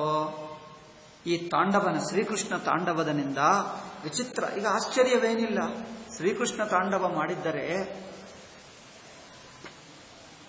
ತಾಂಡವ ವಿರುಗ್ನ ಫಣಾತ ಪತ್ರ, ಅವರ ಹೆಡೆಗಳೆಲ್ಲ ವಿರುಗ್ನ, ಈಗ ಮುರಿದು ಹೋಯ್ತಂತೆ ಶ್ರೀಕೃಷ್ಣನ ಅದೇನು ಹೇಳ್ತಾರೆ, ಪಾದದ ತುಳಿದದಿಂದ. ರಕ್ತಂ ಮುಖೈರುರುವ ಮನ್ರೂಪ ಭಗ್ನ ಗಾತ್ರ. ರಕ್ತ ಬಾಯಿದಿಂದ ತುಂಬಾ ರಕ್ತ ಪ್ರವಾಹವಾಗಿ ಬರುತ್ತಾ ಇದೆ. ದೊಡ್ಡ ಸರ್ಪ ಅದು, ದೊಡ್ಡ ಸರ್ಪ ಅಲ್ಲವೇ? ನೋಡಿದ್ದೀರಾ? ದೊಡ್ಡ ಸರ್ಪ ಅಂದ್ರೆ ಇಲ್ಲಿಂದ ಅಲ್ಲಿವರೆಗೆ ಇರುತ್ತದೆ. ಎಲ್ಲಿ ನಮ್ಮ ಗೇಟ್ವರೆಗೆ ಅಷ್ಟು ಉದ್ದ ಸರ್ಪಗಳಿರುತ್ತವೆ. ದೊಡ್ಡ ಸರ್ಪಗಳು. ಹೆಬ್ಬಾವು ಹಾಗಿರ್ತಾನೆ, ಹೆಬ್ಬಾವುಗಳು ದೊಡ್ಡವಿರುತ್ತವೆ. ಮುಖೈರುರುವ ಮನ್ರೂಪ ಭಗ್ನ ಗಾತ್ರ. ಶರೀರ ಮೈ ಎಲ್ಲ ಒಡೆದು ಹೋಯಿತು, ಮುರಿದು ಹೋಯಿತು. ಸ್ಮೃತ್ವಾ ಕೊನೆಗೂ, ಈಗ ಮೊದಲೇನು ಹೆಡೆ ಹೆತ್ತುತ್ತಾ ಇತ್ತ ಮತ್ತೆ ಕಚ್ಚುವುದಕ್ಕೆ, ಈಗ ಹೋಯಿತು. ರಕ್ತ ಕಕ್ಕುತ್ತಾ ಇದ್ದಾನೆ, ಮೈಯೆಲ್ಲ ಏನೂ ಹುಣ್ಣಾಗಿ ಬಿಟ್ಟಿತು. ಈಗ ಏನು ಮಾಡಕ್ಕಾಗಲ್ಲ, ಶಕ್ತಿ ಎಲ್ಲ ಮುರಿದು ಹೋಯಿತು. ಈಗ ಸರ್ವಸ್ವ ನಾಶನವಾಯಿತು. ಈಗ ಬುದ್ಧಿ ಬಂತು. ಪೂರ್ವಜನ್ಮದಲ್ಲಿ ಯಾವಾಗ ಪುಣ್ಯ ಮಾಡಿದ್ದನೋ ಆ ಪುಣ್ಯ ಬಲದಿಂದ ಈಗ ನನಗೆ ಬೇರೆ ಯಾರು ಗತಿ ಇಲ್ಲ, ಈಗ ಭಗವಂತನಿಗೆ ಶರಣು ಹೊಕ್ಕಬೇಕು ಅನಿಸಿತು. ನೋಡಿ, ದುರ್ಜನರಿಗೆ ಯಾವ ಬಲ ನೋಡಿಕೊಂಡಾಗ ದುಷ್ಟತನ ಇನ್ನೂ ಹೆಚ್ಚಾಗ್ತದೋ ಆ ಬಲ ಕಿತ್ತುಕೊಂಡರೆ ಅವರು ಬಗ್ಗುತ್ತಾನೆ, ಶರಣಾಗತರಾಗ್ತಾನೆ. ನಾವೇನು ಮಾಡ್ತೀವಿ? ದುಷ್ಟರ ಯಾವ ಬಲ ನೋಡಿಕೊಂಡರೆ ಅವರ ಕೈಯಲ್ಲಿ ಖಡ್ಗ ಇದೆ, ಅವರಿಗೆ ಹಣ ಇದೆ, ಅವರಿಗೆ ಇನ್ನು 4 ಜನರು ಸಹಕಾರವಿದ್ದಾರೆ, ಪೊಲೀಸ್ ಅವರಿಗೆ ಸಹಕಾರ ಮಾಡ್ತದೆ, ಹಣ ಬೇಕಾದಷ್ಟಿದೆ, ದುರಹಂಕಾರ ಬೇಕಾದಷ್ಟಿದೆ, ದುಷ್ಟತನ ಬೇಕಾದಷ್ಟಿದೆ ಅಂತವನಿಗೆ ಸುಮ್ಮನೆ ನಮಸ್ಕಾರ ಮಾಡಿದ್ದರೆ ಅವ್ರ ಬುದ್ಧಿ ಕರಗುತ್ತದೆ ಹೇಳಿ. ಅಲ್ಲಿ ಹೋಗಿ ಈ ಕಾಲಿಯ ನಾಗು ಹತ್ತಿರ ಹೋಗಿ ಅವರಿಗೆ ಶಕ್ತಿ ಇದೆ, ಭಯಂಕರ ದುರಹಂಕಾರ ಇದೆ, ಶಕ್ತಿ ಇದೆ, ಸಾಹಸ ಇದೆ, ವಿಷ ಇದೆ, ಅವನಿಗೆ ಹೋಗಿ ನಮಸ್ಕಾರ ಮಾಡಿ ದಯವಿಟ್ಟು ಬಿಡಿ ಎಂದು ಹೋಗ್ತಾನ ಅವನು. ಅವರ ತಲೆ ಮೇಲೆ ಕುಳಿತುಕೊಂಡು ತುಳಿದು ವಿಷ ಕಕ್ಕುವಷ್ಟು ಮಾಡಿ ಕೈ ಕಾಲು ಮುರಿದು ಬಿಟ್ಟರೆ ಆವಾಗ ಕೇಳ್ತಾನೆ, ಶರಣಾಗತನಾಗ್ತಾನೆ. ಶ್ರೀಕೃಷ್ಣ ಅವರಿಗೆ ಹೇಗೆ ಮಾಡಿದ, ನಮಸ್ಕಾರ ಮಾಡಿ ಸಾಷ್ಟಾಂಗ ನಮಸ್ಕಾರ ಮಾಡಿ ಗಾಂಧಿಗಳ ಹಾಗೆ ಅವರನ್ನು ಅಹಂಕಾರ ಏನದು ಮುರಿಯುವಂತೆ ಮಾಡಿದ್ದಾನ? ಮಾಡಲಿಲ್ಲ. ಯಾವ ಶಕ್ತಿ ಇತ್ತು ಆ ಶಕ್ತಿ ಕಿತ್ತುಕೊಂಡರೆ ಶರಣಾಗತನಾಗ್ತಾನೆ. ಅದು ಬೇಕು. ಹಿಂದೂಗಳದು ಮಾಡ್ತಾ ಇಲ್ಲ, ಅದು ಮಾಡಬೇಕು. ಹಿರಣ್ಯಕಶಿಪು ಯಾವಾಗ ಬಗ್ಗಿದ? ನಮಸ್ಕಾರ ಮಾಡಿದರೆ ಬಗ್ಗಿದ್ದನ? ಪ್ರಹ್ಲಾದ ಹೋಗಿ ರಾಮನಾಮ ನಾರಾಯಣ ನಾರಾಯಣ ಹೇಳಿ ನಮಸ್ಕಾರ ಮಾಡಿದರೆ ಬಗ್ಗಿದ್ದನ? ನರಸಿಂಹ ಸ್ವಾಮಿ ಬಂದು ಅವರನ್ನು ಕಿತ್ತು ಹಾಕಿದ್ದರೆ, ಕೈ ಕಾಲು ಮುರಿದು ಹಾಕಿದರೆ ಬುದ್ಧಿ ಬಂತು. ಸುಮ್ಮನೆ ಬರಲ್ಲ. ನಮಸ್ಕಾರ ಮಾಡಿದರೆ ಪ್ರಹ್ಲಾದ ನಮಸ್ಕಾರ ಮಾಡ್ತಾನೆ ಇದ್ದಾನೆ ಬೆಳಗಿನಿಂದ ಸಂಜೆವರೆಗೆ. ಅವ್ರಿಗೆ ಮನಸ್ಸು ಕರಗಲಿಲ್ಲವಲ್ಲ. మరి ಏಕಪ್ಪ ನಮ್ಮ ಜನರಿಗೆ ಬುದ್ಧಿ ಬರಲ್ಲ? ನಮ್ಮ ಜನರಿಗೆ ಏಕೆ ಬುದ್ಧಿ ಬರಲ್ಲ? ಸ್ಮೃತ್ವಾಚರಾಚರ ಗುರುಂ ಪುರುಷಂ ಪುರಾಣಂ. ಈಗ ಪುರಾಣ ಪುರುಷನಾದ ಭಗವಂತನು ಹೃದಯಕ್ಕೆ ಬಂದ. ನಾರಾಯಣಂ ತಮರಣಂ ಮನಸಾ ಜಗಾಯ. ಮನಸ್ಸಿನಿಂದ ನಾರಾಯಣನಿಗೆ ಶರಣು ಹೊಕ್ಕಿದ. ಈಗ ಬಗ್ಗಿದ ನೋಡಿ. ದುರ್ಜನನನ್ನು ಹೊಡೆಯುವುದು, ಕೈಕಾಲು ಮುರಿಯುವುದು, ಶಕ್ತಿಯನ್ನು ಕಿತ್ತು ಹಾಕುವುದು, ಅದು ನಿಜವಾದ ಉಪಕಾರ. ದುರ್ಜನನಿಗೆ ಟೆರರಿಸ್ಟ್ ಅನ್ನು ಅರೆಸ್ಟ್ ಮಾಡುವುದು, ಹಿಂಸೆ ಮಾಡುವುದು, ಸಾಯಿಸುವುದು ದೊಡ್ಡ ಉಪಕಾರ. ದಯ ತೋರಿಸಬೇಕಾದರೆ ನಿಮ್ಮ ಹೃದಯದಲ್ಲಿ ದಯ ಇದ್ದರೆ ಟೆರರಿಸ್ಟ್ ಅನ್ನು ಮುರಿದು ಹಾಕೋದು ದಯ. ಅವರನ್ನು ತಲೆ ಮೇಲೆ ಕೂರಿಸಿಕೊಂಡು ಸಾಷ್ಟಾಂಗ ನಮಸ್ಕಾರ ಮಾಡುವುದು ದಯ ಅಲ್ಲ. ಸಜ್ಜನರನ್ನು ಹಿಂಸಿಸುವುದು ದಯ ಅಲ್ಲ. ಮೊದಲು ದಯ ಅಂದರೆ ವಿಕೃತ ಬುದ್ಧಿಯಾಗಿ ಬಂದಿರುತ್ತೆ. ದಯ ಅಂದರೆ ಏನೋ ಕಲಿತುಕೋ ಮೊದಲು. ಪ್ರೇಮ ಅಂದರೆ ಏನೋ ಕಲಿತುಕೋ. ಕರುಣ ಅಂದರೆ ಏನೋ ಕಲಿತುಕೋ. ಮೆಂಟಲ್ ಕೇಸ್ಗಳಿಗೆ ದಯ ಕ್ರೂರತ ಆಗಿ ಕಂಡು ಬರುತ್ತದೆ, ಕ್ರೂರತ್ವ ದಯ ಆಗಿ ಕಂಡು ಬರ್ತಾ ಇದೆ. ಉಲ್ಟಾ ಆಗ್ತಾ ಇದೆ. ಟೆರರಿಸ್ಟ್ ಅನ್ನು ಅರೆಸ್ಟ್ ಮಾಡಿದ್ದರೆ ಇವರಿಗೆ ನಿದ್ದೆ ಬರಲ್ಲ ಅಂತ ಸಾಧುಗಳನ್ನು ಸಾಯಿಸಿದ್ದರೂ ಒಬ್ಬರು ಎಂದು ಮಾತು ಹೇಳಲಿಲ್ಲ. ನಿಶ್ಚಿಂತವಾಗಿ ನಿದ್ದೆ ಹೋದರು. ಪ್ರತಿ ದಿವಸಕ್ಕಿಂತ ಆ ದಿವಸ ಹೆಚ್ಚು ನಿದ್ದೆ ಹೋದರು. ಏನು ನಿಶ್ಚಿಂತ. ಏನಪ್ಪ ಇದು ಭಾರತ ದೇಶವಾ? ಇವರು ಮನುಷ್ಯರ? ನಾವೆಲ್ಲರೂ ನಮ್ಮ ರಾಜಕಾರಣಿಗಳು ಒಬ್ಬೊಬ್ಬರು ಮನುಷ್ಯರ? ಇವರು ಮನುಷ್ಯರಾಗಿ ಕಂಡು ಬರ್ತಾ ಇದ್ದಾರೆ. ಸಾಧುಗಳನ್ನು ಸಾಯಿಸಿದ್ದರೆ ಒಬ್ಬರು ಬಾಯಿನಲ್ಲಿ ಒಂದು ಮಾತು ಬಂದಿಲ್ಲ, ಅಯ್ಯೋ ಪಾಪ ಎಂದು ಯಾರೂ ಹೇಳಲಿಲ್ಲ. ನಮ್ಮ ರಾಜಕಾರಣಿಗಳು ಮನುಷ್ಯರ? ದೇಶವು ದೇಶವಾಯಿತು. ಎಷ್ಟು ಭಯಂಕರ ಸ್ಥಿತಿ ಇದೆ. ದುಷ್ಟ ಶಿಕ್ಷಣ ಶಿಷ್ಟ ರಕ್ಷಣಾ ಮಾಡ್ತೀನಿ ಅಂದರೆ ಈಗ ಸಜ್ಜನರನ್ನೇ ಶಿಕ್ಷೆ ಮಾಡ್ತೀನಿ ಎಂದು ಹೇಳಿದಂತೆ ಆಯಿತು. ಸಜ್ಜನರೇ ನರಳಿ ಓಡಿ ಹೋಗಬೇಕು. ದುರ್ಜನರಿಗೆ ಪಟ್ಟಾಭಿಷೇಕನೇ ನಡೆಯುತ್ತಾ ಇದೆ ದುರ್ಜನರಿಗೆ. ಎಷ್ಟು ನೋಡಿ ಭಯಂಕರ ಸ್ಥಿತಿ ಬಂದಿದೆ. ಐ ಥಿಂಕ್ ಇದಕ್ಕಿಂತ ಹೆಚ್ಚು ಭಯಂಕರ ಇಲ್ಲ. ಇದೀಗ ಲಾಸ್ಟ್. ಇದಾದ ನಂತರ ಪ್ರಳಯವೇ ಆಗ್ತದೆ. ಈಗ ಭಾರತ ದೇಶ ಬದುಕಲ್ಲ. ಇದಾದ ನಂತರ ಪ್ರಳಯವೇ. ಈಗ ಇನ್ನೇನು ಉಳಿಯಲ್ಲ. ಇದು ಕಂಟಿನ್ಯೂ ಆದರೆ ಈಗ ಪ್ರಳಯವೇ. ಪ್ರಳಯ ಹಾಗೇನೇ ಇದೆ. ಏನು ಉಳಿದಿದೆ? ಇದಕ್ಕಿಂತ ಹೆಚ್ಚಾಗಲ್ಲ. ಕೃಷ್ಣಸ್ಯ ಗರ್ಭ ಜಗತೋತಿ ಭರಾವಸನ್ನಂ ಪಾರ್ಷ್ಣ್ಯ ಪ್ರಹಾರ ಪರಿರುಜ್ಞ ಪಣಾತ ಪತ್ರಂ. ಅದೇ ಆ ಕೃಷ್ಣನ ಪಾದ ತುಳಿಯುವುದರಿಂದ ಅವರ ಕೈಕಾಲು ಮುರಿದು ಹೋಗಿರುವ ನಾಗಸರ್ಪ ದೃಷ್ಟ್ವಾ ಹಿ ಮಾಧ್ಯಮುಪಸೇದ ಮಮುಷ್ಯ ಪತ್ನ್ಯಃ. ಅವರ ಕಾಲಿಯ ನಾಗನ ಪತ್ನಿಯರಿದ್ದಾರೆ ಅಲ್ಲಿ. ಅವರಿಗೆಲ್ಲರಿಗೂ ಅರ್ಥವಾಯಿತು. ಅವರು ಸ್ವಲ್ಪ ಭಕ್ತರು. ಇವರಿಗೆ ಸ್ವಲ್ಪ ದುರಹಂಕಾರವಿತ್ತು. ಇವರ ದುರಹಂಕಾರ ಮುರಿದುವುದಕ್ಕೆ ತುಂಬಾ ಟೈಮ್ ಬೇಕಾಯಿತು. ಅವರು ಮಾತ್ರ ಬೇಗ ಬಂದು ಬಿಟ್ಟರು. ಪತಿ ಶರಣು ಹೊಕ್ಕಿದ ಅಂದ್ರೆ ಅವರು ಬೇಗ ಭಕ್ತರಾಗಿ ಬಿಟ್ಟು ಅವರು ಶರಣು ಹೊಕ್ಕಿ ಬಂದು ಇಲ್ಲಿ ಆರ್ತಾಹ ಶಲತದ್ವಸನ ಭೂಷಣ ಕೇಶ ಬಂಧಾಹ ತಾಂಸ್ತಸ್ಸ ವಿಘ್ನ ಮನಸೋ. ಮನಸ್ಸಿನಲ್ಲಿ ತುಂಬಾ ಉದ್ವೇಗ, ದುಃಖವಾಗ್ತಾ ಇದೆ. ತನ್ನ ಪತಿಗತಿ ಹೀಗೆ ಆಯಿತು ಎಂದು. ಅಥ ಪುರಸ್ಕೃತ ಅರ್ವಾಹ ಮಕ್ಕಳನ್ನೇ ತಗೊಂಡು ಬಂದರು. ಆ ಕಾಳಿಯ ನಾಗಿನ ನಾಗು ಹೇಳ್ತಾರ, ನಾಗನ ಹೇಳ್ತಾರೆ, ಏನು ಹೇಳ್ತಾರೆ? ನಾಗಿನ. ಓಕೆ, ಆ ನಾಗಿನ ಮಕ್ಕಳನ್ನು ಸಮೇತ, ಪತ್ನಿಯರು ಮಕ್ಕಳ ಸಮೇತ ಬಂದು ಕಾಯಂ ನಿದಾಯ ಭುವಿ ಭೂತಪತಿಂ ಪ್ರಣೇಮುಹು, ಸಾಷ್ಟಾಂಗ ನಮಸ್ಕಾರ ಮಾಡಿ ಶ್ರೀಕೃಷ್ಣನಿಗೆ ಈಗ ಸ್ತೋತ್ರ ಮಾಡ್ತಾರೆ. ಸ್ತೋತ್ರ ಮಾತ್ರ ತುಂಬಾ ಒಳ್ಳೆಯ ಸ್ತೋತ್ರ ಇದೆ. ಆ ಸ್ತೋತ್ರ ನೋಡು, 16-20 ಶ್ಲೋಕಗಳಿವೆ. ನಾಳೆ ಹೇಳೋಣ. ಸಾಧ್ವ್ಯಕೃತ ಅಂಜಲಿ ಪುಟ, ಅವರು ಸಾಧ್ವಿಗಳು, ನಿಜವಾದ ಸಾಧ್ವಿ ಸಜ್ಜನರು, ಸಾಧ್ವಿ ಭಕ್ತರವರು. ನಮಸ್ಕಾರ ಮಾಡಿ ಭರ್ತೃ ಮೋಕ್ಷೇಪ್ಸವ ಶರಣದಂ ಶರಣಂ ಪ್ರಪನ್ನ, ಎಲ್ಲರಿಗೂ ಶರಣವಾಗಿರುವ ಸಾಕ್ಷಾತ್ ಭಗವಂತನಿಗೆ ಶರಣ ಹೊಕ್ಕಿ ಈಗ ಸ್ತೋತ್ರ ಮಾಡ್ತಾ ಇದ್ದಾರೆ. ನಮ್ಮ ಪತಿಗೆ ಈಗ ಬುದ್ಧಿ ಬಂತು, ಈಗ ಸಜ್ಜನನಾಗ್ತಾನೆ, ಯಾರಿಗೆ ಹಿಂಸೆ ಮಾಡಲ್ಲ, ಈಗ ಧರ್ಮಾತ್ಮನಾಗೆ ಬದುಕುತ್ತಾನೆ, ನಿಮ್ಮ ನಾಮಸ್ಮರಣನೆ ಮಾಡ್ತಾನೆ, ದಯವಿಟ್ಟು ಅವರನ್ನು ಬಿಡು, ನಮ್ಮನ್ನು ಬಿಡಿ ಎಂದು ಬೇಡಿಕೊಳ್ತಾ ಇದ್ದಾರೆ. ಭಗವಂತನೇ ಸೃಷ್ಟಿ ಸ್ಥಿತಿ ಲಯಕಾರಕ ನೀನು. ಇಂಥ ಸ್ತೋತ್ರ ನಾನು ಎಲ್ಲಿ ಕೇಳಲಿಲ್ಲ, ಯಾವ ಸ್ತೋತ್ರ ಕೇಳಲಿಲ್ಲ. ಐ ಟೆಲ್ ಯು, ಈ ಸ್ತೋತ್ರ ಎಷ್ಟು ಅದ್ಭುತವಾಗಿದೆ. ಮೊದಲು 3-4 ಶ್ಲೋಕಗಳು ಕೇಳತಕ್ಕದ್ದಿದೆ. ಟೈಮ್ ಆಯಿತು, ನಾಳೆ ಹೇಳ್ತೀನಿ. ಎಷ್ಟು ಸ್ತೋತ್ರಗಳನ್ನು ಓದಿದ್ದೀನಿ, ಇಂಥ ಸ್ತೋತ್ರ ಎಲ್ಲಿ ನೋಡಲಿಲ್ಲ. ಅದ್ಭುತವಾದ ಸ್ತೋತ್ರ, ನಾಳೆ ಕೇಳೋಣ. ನೀವು ಕೇಳಿದ್ದಾಗ ನಿಮಗೆ ಅರ್ಥವಾಗ್ತದೆ. ನೀವು ಇಷ್ಟುವರೆಗೂ ಎಷ್ಟೋ ಸ್ತೋತ್ರಗಳು ಓದಿರಬಹುದು ಪುಸ್ತಕಗಳು, ಇಂಥ ಹೇಳಿದ್ದರೆ ಯಾರೂ ಇಲ್ಲ ಭಕ್ತರು, ಅದ್ಭುತ ಭಕ್ತರು. ನೋಡೋಣ. ಓಂ ಶಾಂತಿ ಶಾಂತಿ ಶಾಂತಿ. ಹರಿ ಓಂ ಶ್ರೀ ಗುರುಭ್ಯೋ ನಮಃ. ಹರಿ ಓಂ ತತ್ಸತ್.